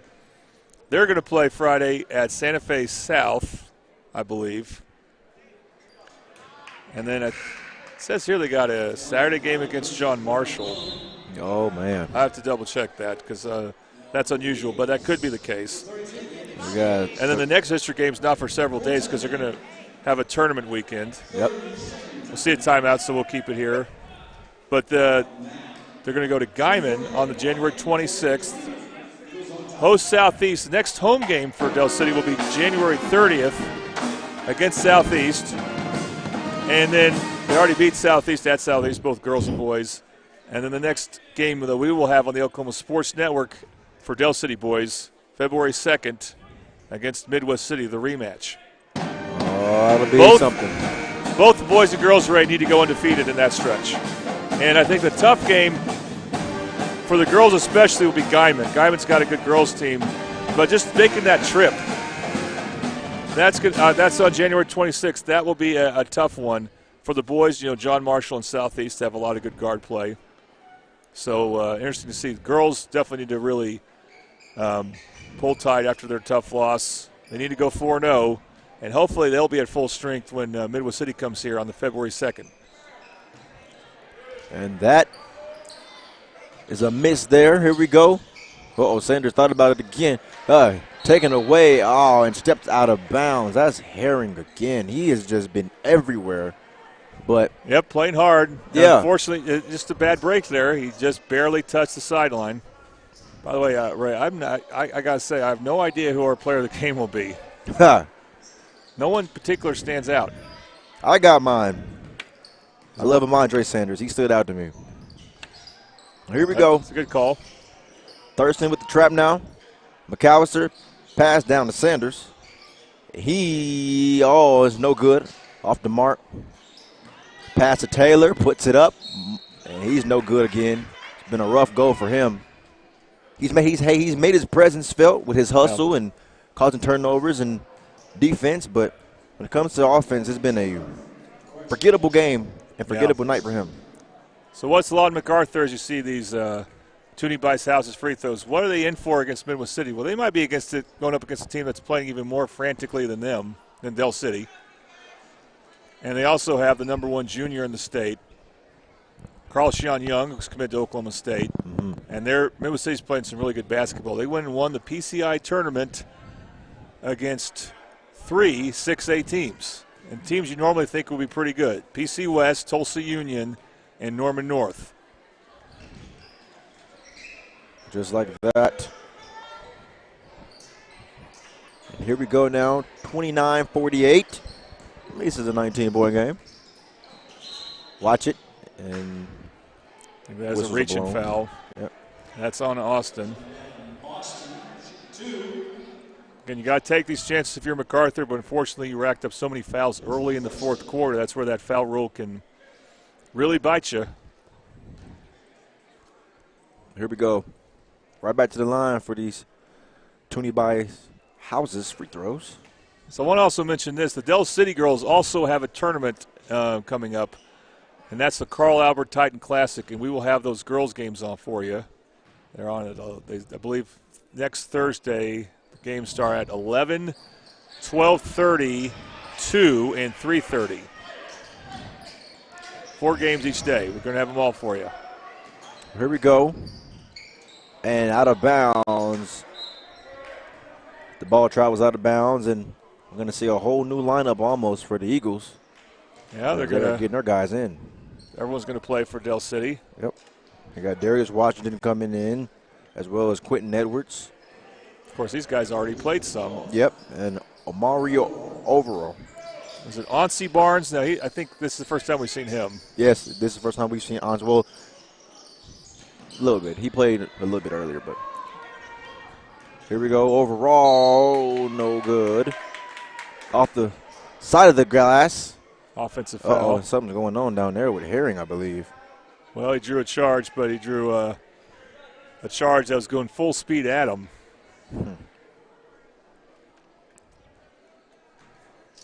But yeah, the Titan Classic is like the next thing that we're doing in the Middale area for basketball. It's always January exciting. 18th, 19th, and 20th. Just a girls-only tournament this year, but Evan Memorial, the defending champs, is back, so a lot to look forward to. It's always a big deal for that Titan Classic tournament. It's always fun to see the outcomes with everybody and see how everybody performs and just know what we're looking forward to in the playoffs, hopefully. But so Lon MacArthur just went to a press there, and we saw an uncharacteristic turnover by Kentrell Thurston. So it's just interesting. They didn't go to that sooner, but they did make it work there. Pass to Taylor. He goes back to Malone. Malone, trap, trying to find somewhere to go. Finds Herring. And here we go. It's tipped and taken away by Onsi Barnes. And not a good play by Alton Thomas. He threw the ball back to the side where all the Del City defenders were. Onsi stops, pulls up. It's no good, though. And it's offensive rebound. Onsi has another chance here. Matched up with Herring. For 3 is Barnes. He's no good again. And the ball will travel out of bounds. 1:44 to play here in the fourth. So, again, I can't wait to see Friday's game. Can Lon MacArthur, on the boys' side, after this poor offensive showing, get in some type of rhythm against a tough Midwest City team? Good play there. What a play. Man, it'd been nice to see that a long time ago, but Brennan Malone with the slam. The clear Lon MacArthur player of the game is a turnover there on Barnes. Yeah, that was just. So you're saying you like Sanders? Madre Sanders. Madre Sanders, by the way. Has my vote for player of the game. All right. We will make it so. We'll try to go down and interview him. 48-33 your score. 1:22 to play in this ball game. And that is a big development, Ray, for Del City to get a three-point shooter going or two. Yes, I agree. Especially for a team that's smaller than teams of recent years. And running into those guys just about 10 minutes away, those Bombers, that'll be very beneficial, having a shooter like that. But Trap here tries to make something out of nothing. And right before Lon MacArthur is about to force a turnover, as they're still trying. They're down 15. They are. Coach Hatchett called a timeout just in the nick of time. 58 seconds to go, as you can hear the PO commentator. Not sure what type of timeout it is, but MacArthur's sitting. It might be a full, but we'll still keep it here. And, on the girls' side, Lon MacArthur against Midwest City girls. The fact that they struggled as much as they did, even though they won, they also have to think we have to do things a lot better on offense because correct. Midwest City, they got shot makers all over the place. And Del City, again, not at full strength. They don't have the firepower that the Midwest City Bombers do on the girls' side. Midwest City will score, and, or you think they would. They could have a cold night themselves. Yeah. So Lawton Macarthur is going to have to really figure out a way how to get off the offensive schneid for themselves. It's always nice to watch those Bomber girls play, man. Here we go. Yep. Puts it up on C. Barnes. It's good. Shot. I'll say one more thing about the Bomber girls. You can't press them the way you can press Del City. Yeah. The press worked great against Del City because McCarroll was out, Sasha Hunt's not back, and besides Raina Lewis, the other guards were just not experienced with that. Midwest City's got guards who can handle the press. They always are just yeah, just so fun to watch. I mean, every single time we travel there or they travel here, it is just so fun to watch those girls play. We get 2 of those matchups, Midwest City, Del City this year. Yes, correct. Has not happened since 2019, but since in the same district it will happen. It'll be interesting to see how they do districts in the future, if they stay in the same district or if every now and then it changes. Yeah. It's always fun when it's twice a year. We love it like that. Yep. Just wish they could play Carl Albert, but it's not possible. Man. It's not possible because of the rules. Yeah. And district play. Something might change to make that more possible, but still, these Lawton MacArthur / Midwest City / Del City games should be very interesting, and they will be the games that decide the district in both girls and boys action. Can't convert on that second one. On those Tooney buys houses, free throws, and that is good. Put in right there. That's Shaw. That's Shaw, yeah. You know, I saw him playing in the Mustang tournament. I really liked him. I'm surprised he hasn't broken the rotation yet. He's only a sophomore, so I guess that makes sense. But Yeah. I really liked his game, especially on offense. Hustle, effort. Now, maybe defense is what's holding him back. He is a bit small, but he showed some really good things, and that was a really good drive. Herring trying to find a place to go, 28 seconds left. They find any way to stop the clock. One of the reasons I was studying Shaw so much is he has taken LaDainian Fields' jersey number. So it's like, that's not LaDainian, is it? That's not LaDainian, is it? He looks like a good player. Right. And more so was like, yeah, that's not LaDainian. He's a bit smaller. LD.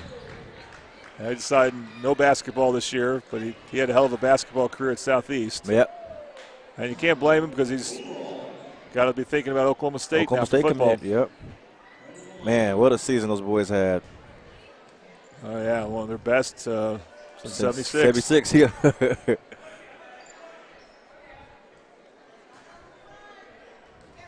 That is Brendan Malone here at the free throw line once more. He converts on that second one, puts it in. Here we go. Auntie Barnes. Just so energetic.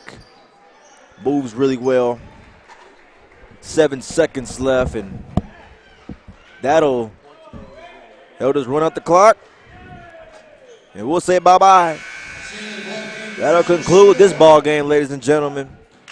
The Del City Eagles do what they had to do tonight, do what they were supposed to do. And they end the district run of wins for Lawton MacArthur. As they were 5-0 coming to this game, they're now 5-1 in district. Losing to the Del City Eagles as we await Jordan Ray's interview one-on-one with Coach Lenny Hatchett of the Del City Eagles. It's been a good one.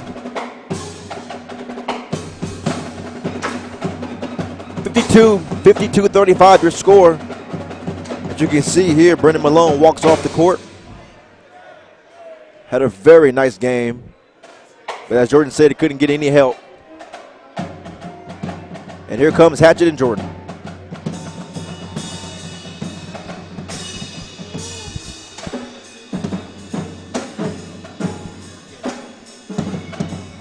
MacArthur was undefeated district play, and you held him to about, was it 35 points or something like that? I lost track. What can you say about that? I mean, that's kind of our MO. I mean, we take pride in our defense, and I think if we just continue to keep building off of that and getting better off of that, we got a chance to stay in games. I knew they were physical, they got good size, and they're kind of, you never know if they're going to start hitting shots. When they start hitting shots, they're a tough team, and we did a decent job, and I thought we kind of set the tone in the first half. Now, this is your 4th game in 6 nights, but you were rotating in a lot of players. So how do you feel about your depth and being able to play so many games in a short period like that? I mean, you know, we trust our guys. A lot of these guys have been playing a lot of minutes. Some of them been sick. And when we got a little bit of a lead, you know, I kind of wanted to get them guys a little bit of a rest. And it worked itself out, you know. But we just got to continue to get back in the gym and kind of get ready for these next 2 games. We got 2 more Friday and Saturday. So Macarthur did make a run at one point in the 3rd quarter, got within 6. And they started adding some shooting here from this guy and some others. So what can you say about the timely 3-point shooting he's given you? I mean, he's waited his turn. You know, his nickname ain't Sparkplug for nothing. And he comes to practice every day. He pushes all of our guys. He knows his role. And when he's shooting the ball well, he can fill it up with the best of them. So I'm always proud of him, and I'm glad he had a good little night tonight where he got some threes down. All right, Coach. Well, good luck at Santa Fe South Friday. All right, thank you. All right. So first of all, say your first name one more time. Is it Amandre? Okay. All right, Amandre. Talk about how comfortable you felt shooting those corner threes tonight. I feel very comfortable. You know, I trust my teammates. My teammates put me in a great position. My coaches always put me where the spot I need to be ready to shoot. So I trust my teammates. My teammates, they do a good job of feeding me the ball. I love playing with these guys. These guys, I've been playing since freshman year. We've been together. It's gonna continue. What can you say about your defensive effort holding Lod Macarthur below 40 points? It was a team effort. You know, we have a goal to hold on the teams under 50 points. Tonight we hold them under 40. That says a lot about our defense and our depth, about how many guys can contribute on both ends of the floor. All right, so you played all your tournament games. It's nothing but district games coming up. What are your goals for your guys as far as district goes and then heading into the playoffs? Our mindset right now is to win, is to keep team 1 game at a time. We know we got a big goal, win the district, but it's gonna come day after day, practice after practice, games after games, and we got to continue to keep working every day. All right, congratulations for being our player of the game. Good luck Friday. Thank you, I appreciate it. All right, Ray. All right, Jordan, thank you. Ladies and gentlemen, it was a fun one here, and we're watching mid-dub basketball on the Oklahoma Sports Network. I'm Ray Maytubby, and Jordan Ray as well at color commentary. Once again, you are watching mid-dub basketball on the Oklahoma Sports Network. We're out of here.